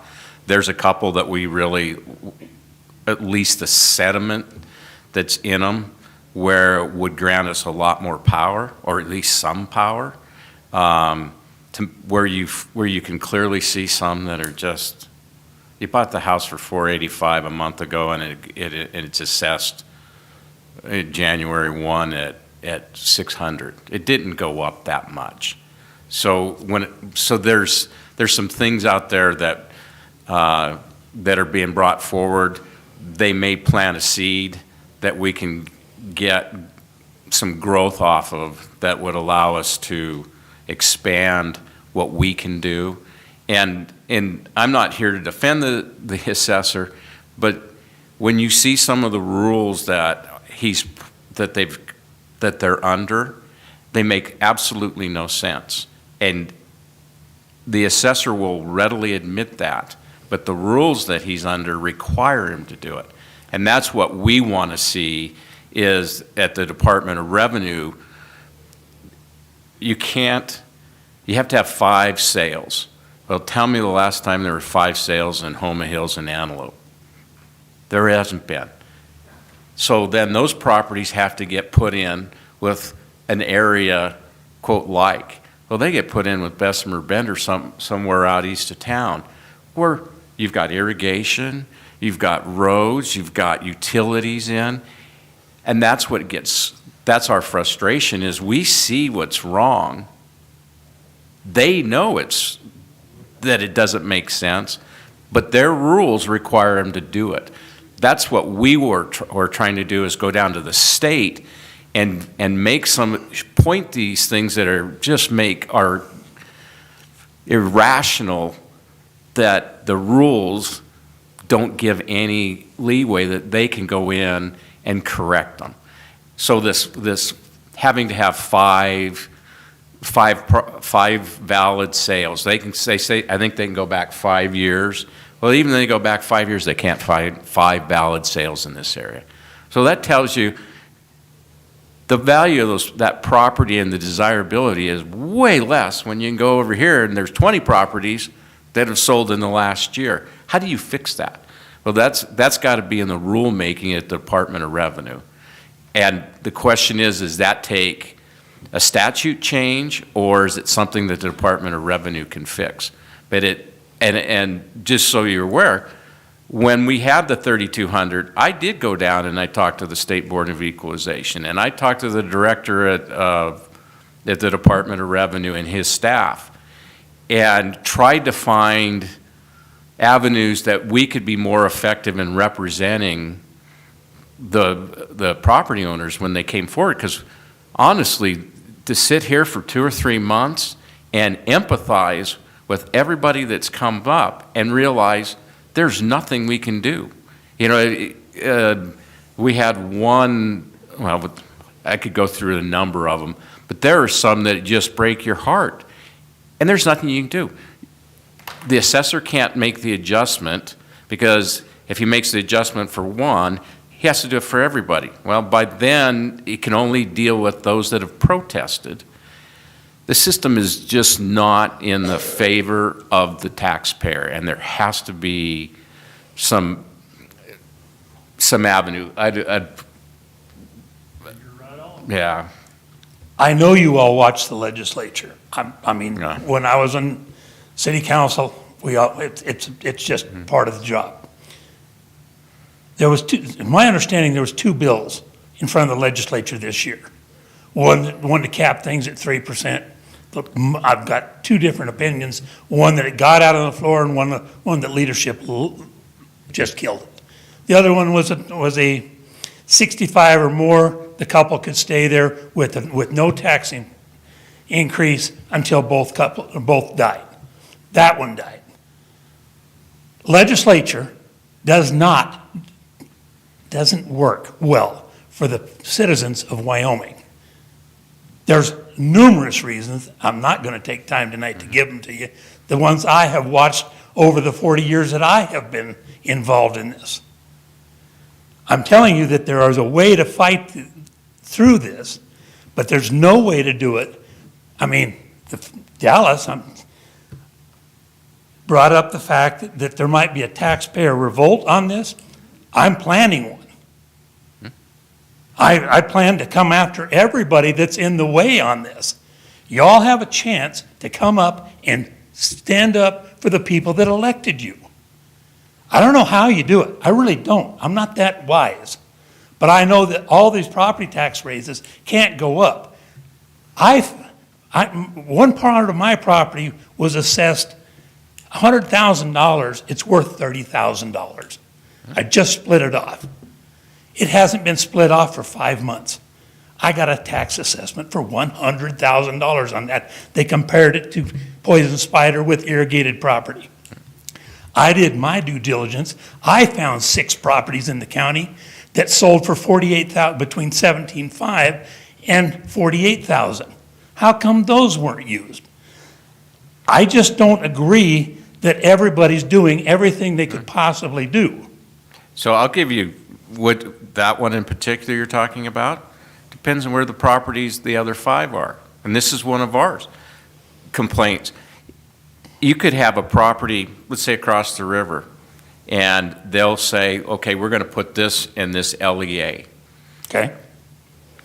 And that LEA will have a different land value than yours. And it makes absolutely no sense. If you have 3 properties lined up and you subdivided them, they get treated, and you own all 3. This is one of my, this type of thing.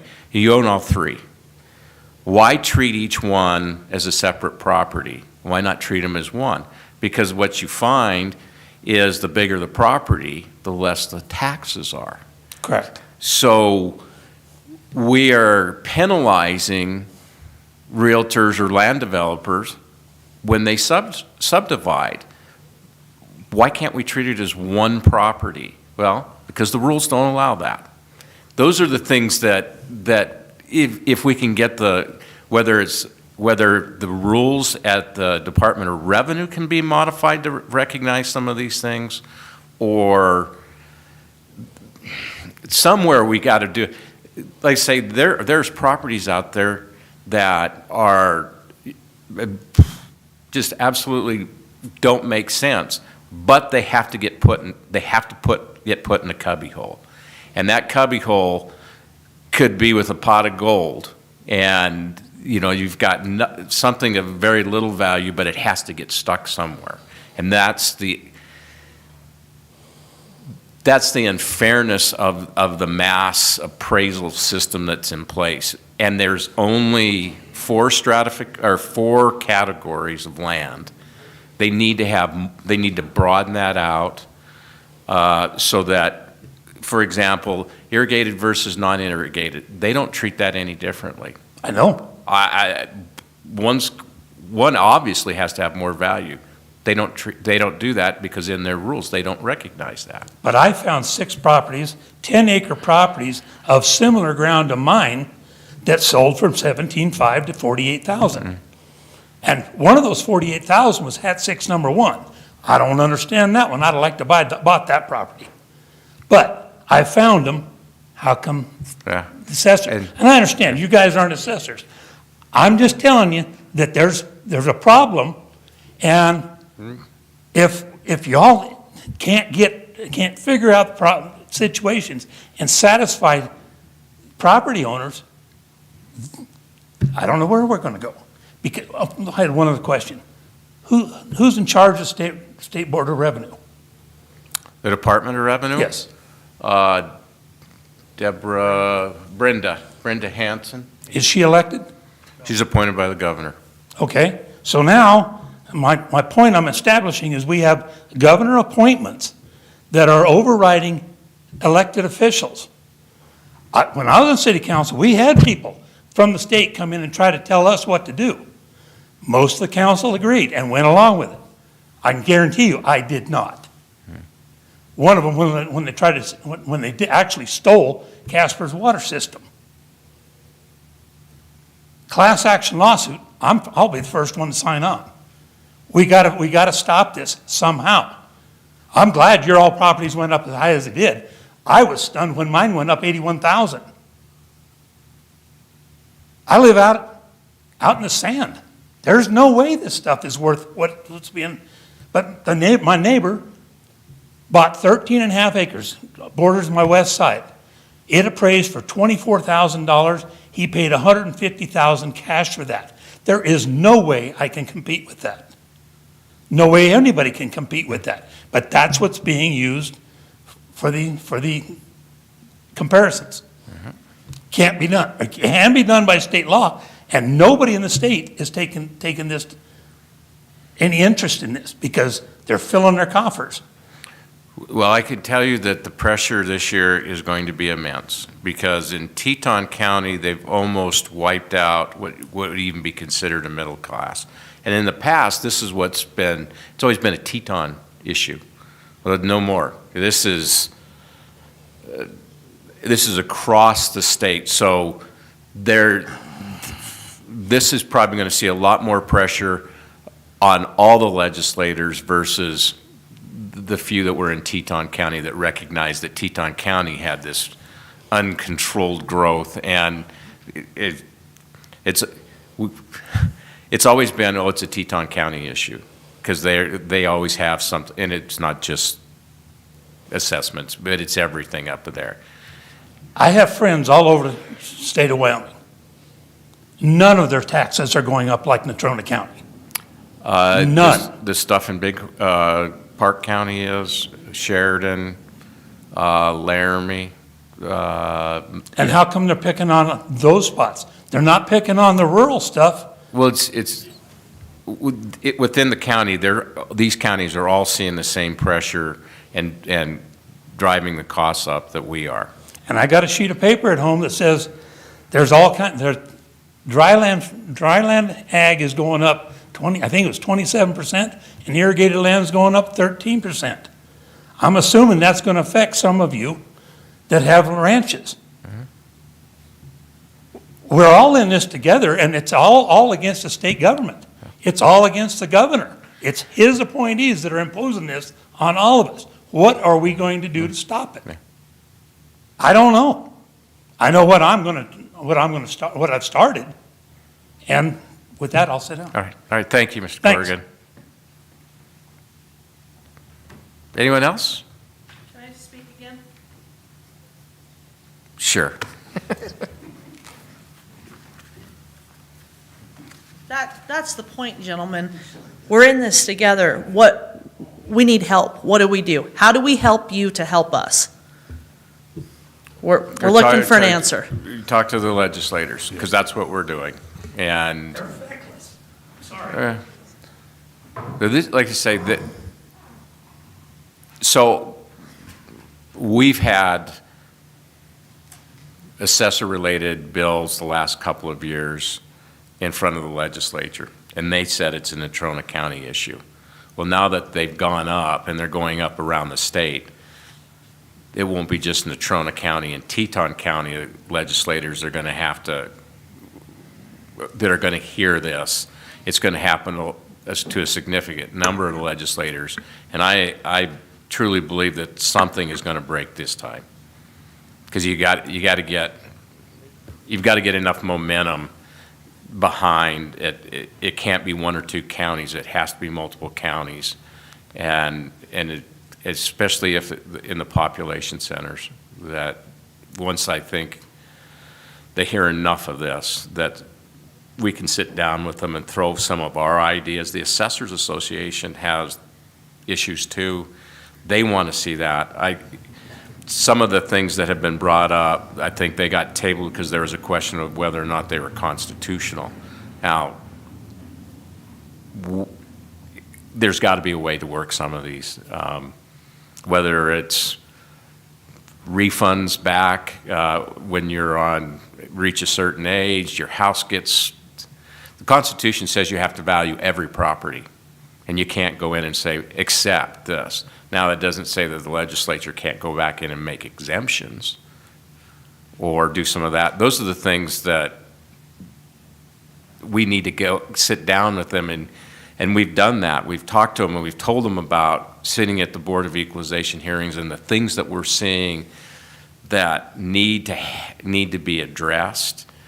And really what we will, just thinking off the top of my head, we need to go back down to the Department of Revenue and sit down with them and see if we can't get them to help us address some of these rules that they have so that we can go to the legislators and helps get some of this stuff changed. Her and I are working on a petition right now. Wednesday? It should be done. We were going to get signatures. If we provide you with something like that, will that be beneficial to you? Absolutely. Okay. Yes. Commissioner Mill. So just kind of adding on to what Chairman Bertolio was talking about, as far as getting with your legislators, because that is going to be the solution, working within the system. I understand your frustration, wanting to do something other, but working within the system is going to be our solution, and that means we have to talk to our legislators and be aware of their votes and look at what they're doing, what they're not doing. Commissioner North and myself have both spoke to the Revenue Committee on this very issue. And basically, it wasn't a Teton, oh, that's Teton County. We were told, oh, that's just Natrona County. It's a one-county issue. That's what we were told. There is no motivation from any other legislators out there other than some of the Natrona County legislators to correct this. There was, when we went back to a association meeting between county commissioners, there really wasn't any motivation from other commissioners from other counties to address this. Now it's starting to hit them, and so I believe, like you said, we're going to start seeing change. You can go on to the state legislator website, yoleg.gov. On there you can take a look at the 2022 legislation, look at the bills. There's a tab that says details. You can follow that bill through the process from when it was introduced all the way through to the committees and everything. You can see who votes for it. You can see who votes against it. Start talking to those people that are voting against it. What was that website again? www.wyoleg.com. If you just Google the Wyoming legislature, and it'll bring it up. And then down at the bottom, it'll say there'll be a legislation area, and there's a link to the 2022 budget session. In there, there'll be the bills. Okay. Commissioner Manning. I was just going to tell you that you talked about other counties. Fremont County went up not quite as much as Casper did, as Natrona County did on ag land, but pretty close. Washakie County went up 3% as opposed to the 14 or 15 total. So it's hitting other counties. Yes, ma'am.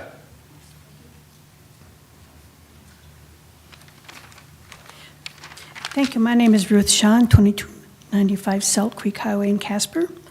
And I just want to start off with saying I am concerned about your future taxes, and I don't want to lose my home because I can't afford property taxes, okay? And I've written a short statement because I'm a very poor public speaker, okay? So I read it down. It'll be quick. But the 2022 candidate forum response from the general public was fiery, angry, and emotional. We were all there. And this goes to show you that us as Natrona County residents have not been heard in a long time.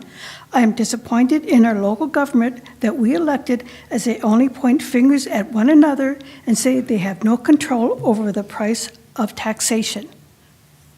At the last commissioners' meeting, I complained that the inflated taxes and was told by the Board of Commissioners that you have no control, and my only avenue was to go to contact my state representative.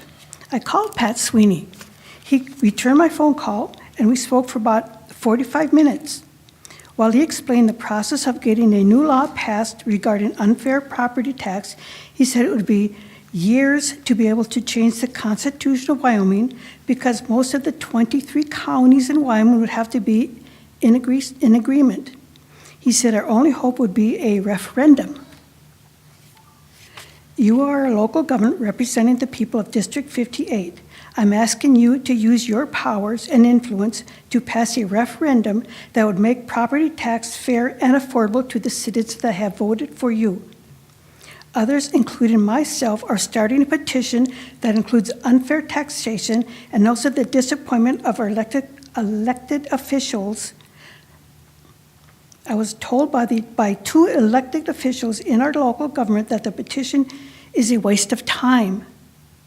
But tell me, what are our other resources when for the past 3 years our voices are ignored? Please remember the Boston Tea Party that resulted from taxation without representation. Thank you for your time. Thank you. You did a really good job. It wasn't that bad, was it? Any questions? Mr. Chairman. Commissioner North?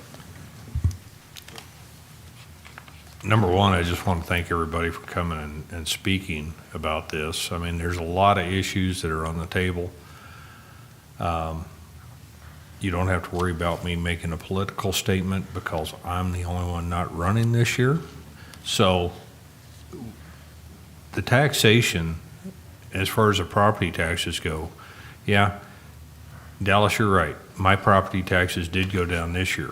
But if you go back and look at how many times they've gone up over the last 15 years, and that's only one of my properties. The others did go up. So it's not across the board. We have heard, I mean, I got thrown to the wolves, I guess, the first year after I got elected, because that's when we had 3,000 appeals that year. And I sat in on a lot of them even before I got sworn in. And I'm not going to claim to be an expert on a lot of this stuff, but I learned more about mass appraisal than I ever wanted to know and how it was done. And I also learned a lot about how the LEAs, even though we don't agree with them, that we absolutely have no control over how the assessor chooses those and designates them.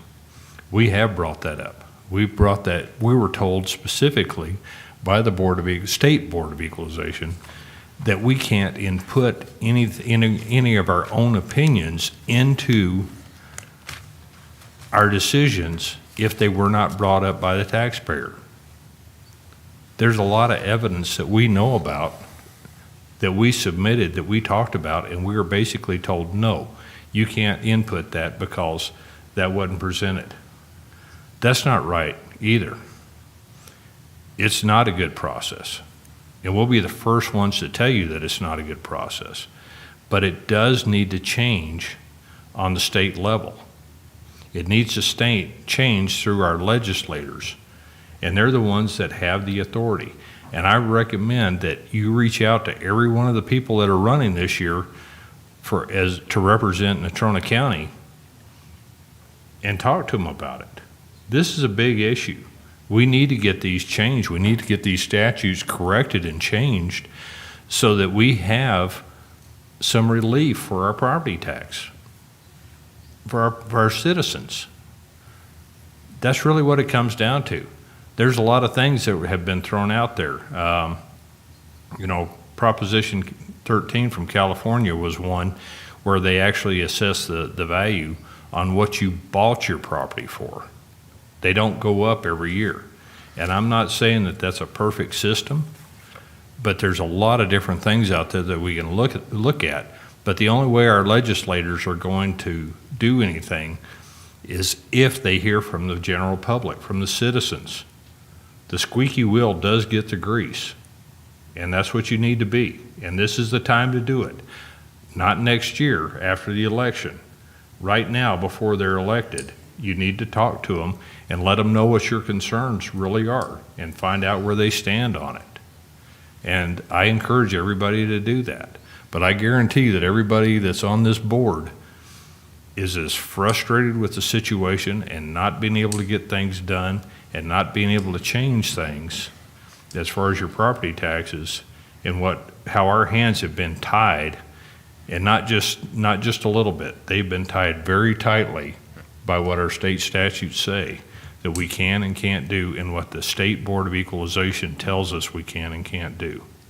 So, anyway, but I do appreciate everything.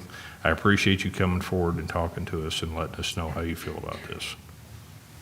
Commissioner Milne? Commissioner Milne, You okay there? it's been a long day. Ma'am, you did excellent up there. Thank you for coming out. I don't know who told you that a petition wouldn't be effective or not to bother with it or anything like that. Depending on what it says, I'm sure several of us would probably sign it ourselves. But we'd have to know what it says, because you don't sign anything that you haven't read, right? So, but thank you for coming out. Okay. Anyone else wishing to address the commission?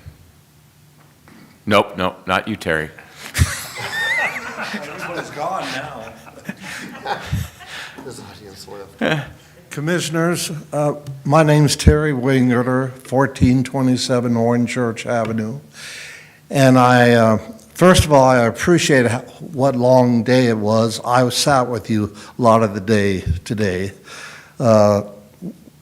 Work sessions is where a lot of the stuff gets done, and then in the evening it comes to the people. But anyway, what I want to suggest, you never see these legislators together, other than one time a year, other than you folks, you might meet with the legislators, and God bless them, I know they work hard, but the only time you see them together is a Chamber of Commerce luncheon, and that's $35 a piece to get in. But it's something you can do. You can call a county-wide meeting and ask the legislators to show up to hear everybody's concern. And I'm sure they would do that. And I would hope that you could do something like that, is call a countywide meeting and invite Mrs. Hanson from Cheyenne. If she works for the people, she should be willing to come up here to Casper. So that's my suggestion. I'm not a Dallas Laird. I can't talk like he does. But I do have my opinions, and I just wanted to bring them out. Thank you. All right, thank you, Terry. Anyone else? Going once, going twice? All right. Commissioners' comments. Commissioner Nicolason.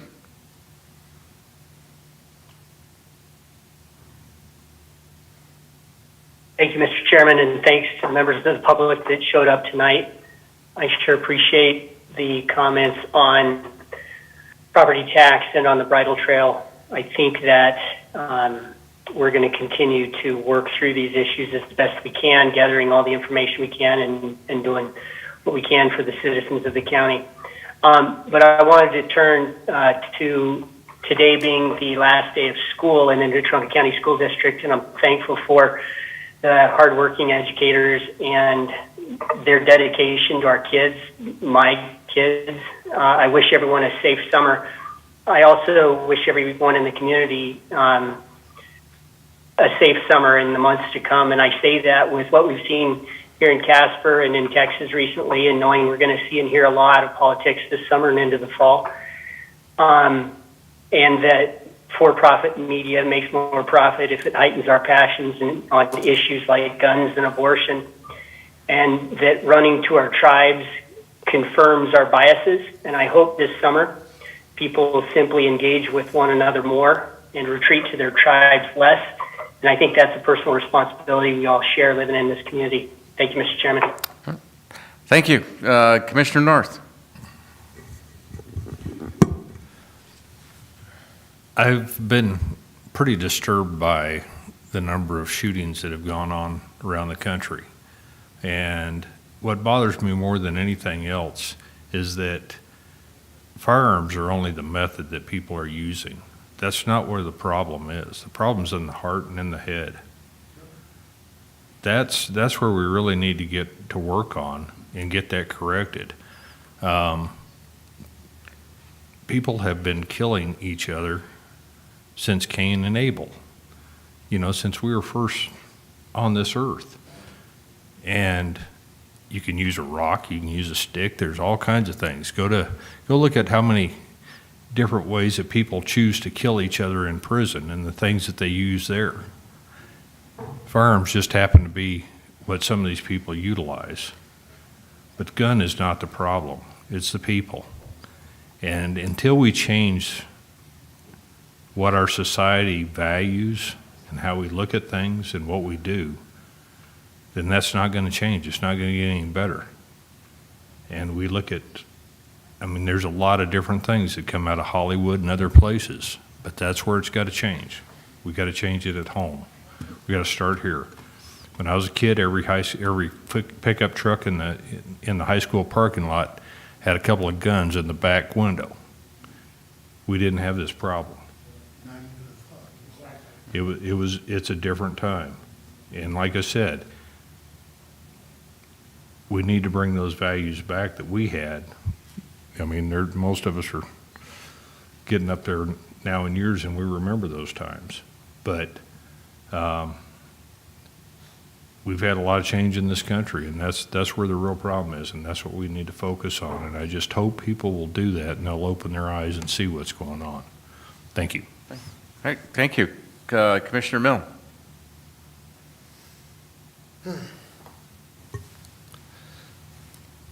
I agree with you, Dave, on that. Day that Sandy Hook happened over in China, there was a knife man that slaughtered multiple innocents, just about the same number. Nobody recognizes that. It doesn't matter. That's not really what I wanted to talk about, though, in my comments.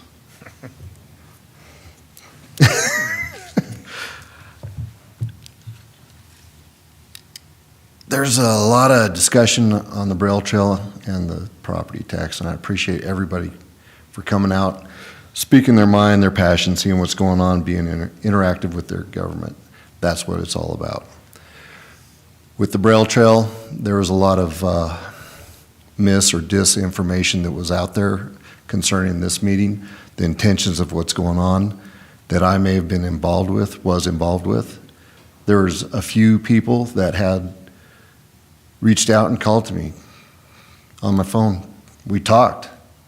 I don't know how many hours I've put in on the phone just on this topic, trying to explain to people what the process was, what the thinking behind it was, and the different ideas and concepts behind what was going on.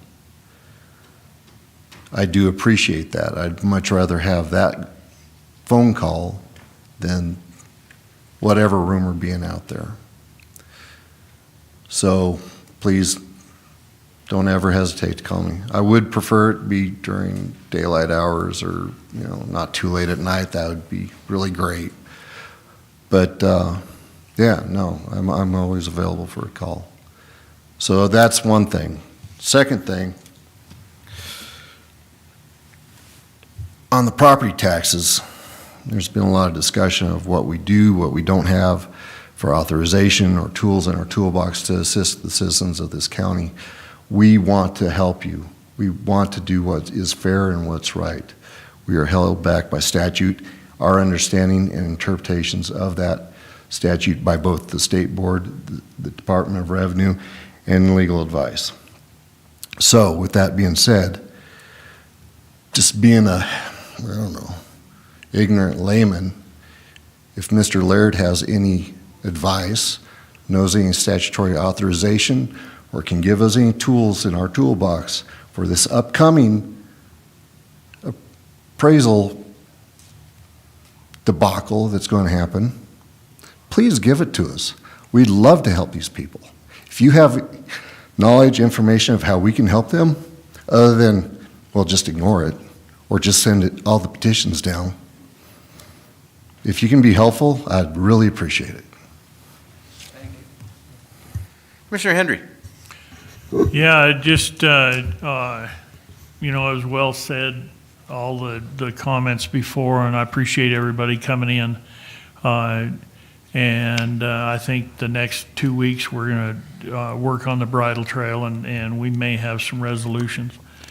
I hope so. We've been working on it ever since I've been here. Different commissioners work on it, and it goes away, and then they work on it, and it needs to be resolved. As far as your legislators and all the elected officials, there's going to be a deal called Politics in the Park this year. And I'm not sure exactly where it's going to be, but it'll be in a park outside. And I think my day is the 6th of July. And so it's every Wednesday clear into August. And there'll be all the representatives and the commissioners and the whole works. So that's a good time to go in and listen to the people running.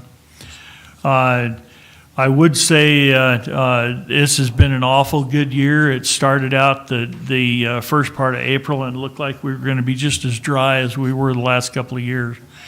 And all this country needs is just a little rain at the right time. And it's green out there and it looks nice. And the hills are greening up. It's really turning into a really beautiful year. And hopefully that rain will continue, and it sure brightens everything up out in the country. Thanks. Yeah. You're never happy. I've been talking pretty much nonstop since about 8:30 yesterday morning. We've been doing budget. I'm a little rummy, but again, I'd like to thank everyone for coming. A lot of times, as you saw our meeting, it lasts about a minute. So it's always great to have the public come in and interact with us. We learn a lot. As I always tell people, we're not clairvoyant. If there's issues out there, this is an opportunity for you to let us know that they're out there. Whether it's roads or whatever it is, we're only as smart as the people and dealing with problems when we're aware of them. So if you have issues, we need you to bring them forward to us. And with that, I thank my fellow commissioners for all your time and effort, as well as staff. We started yesterday morning at 8:30. We've gone through kind of preliminary expenses, and we've got some more work to do, but we're excited about where we're headed, at least right now. So with that, we're adjourned.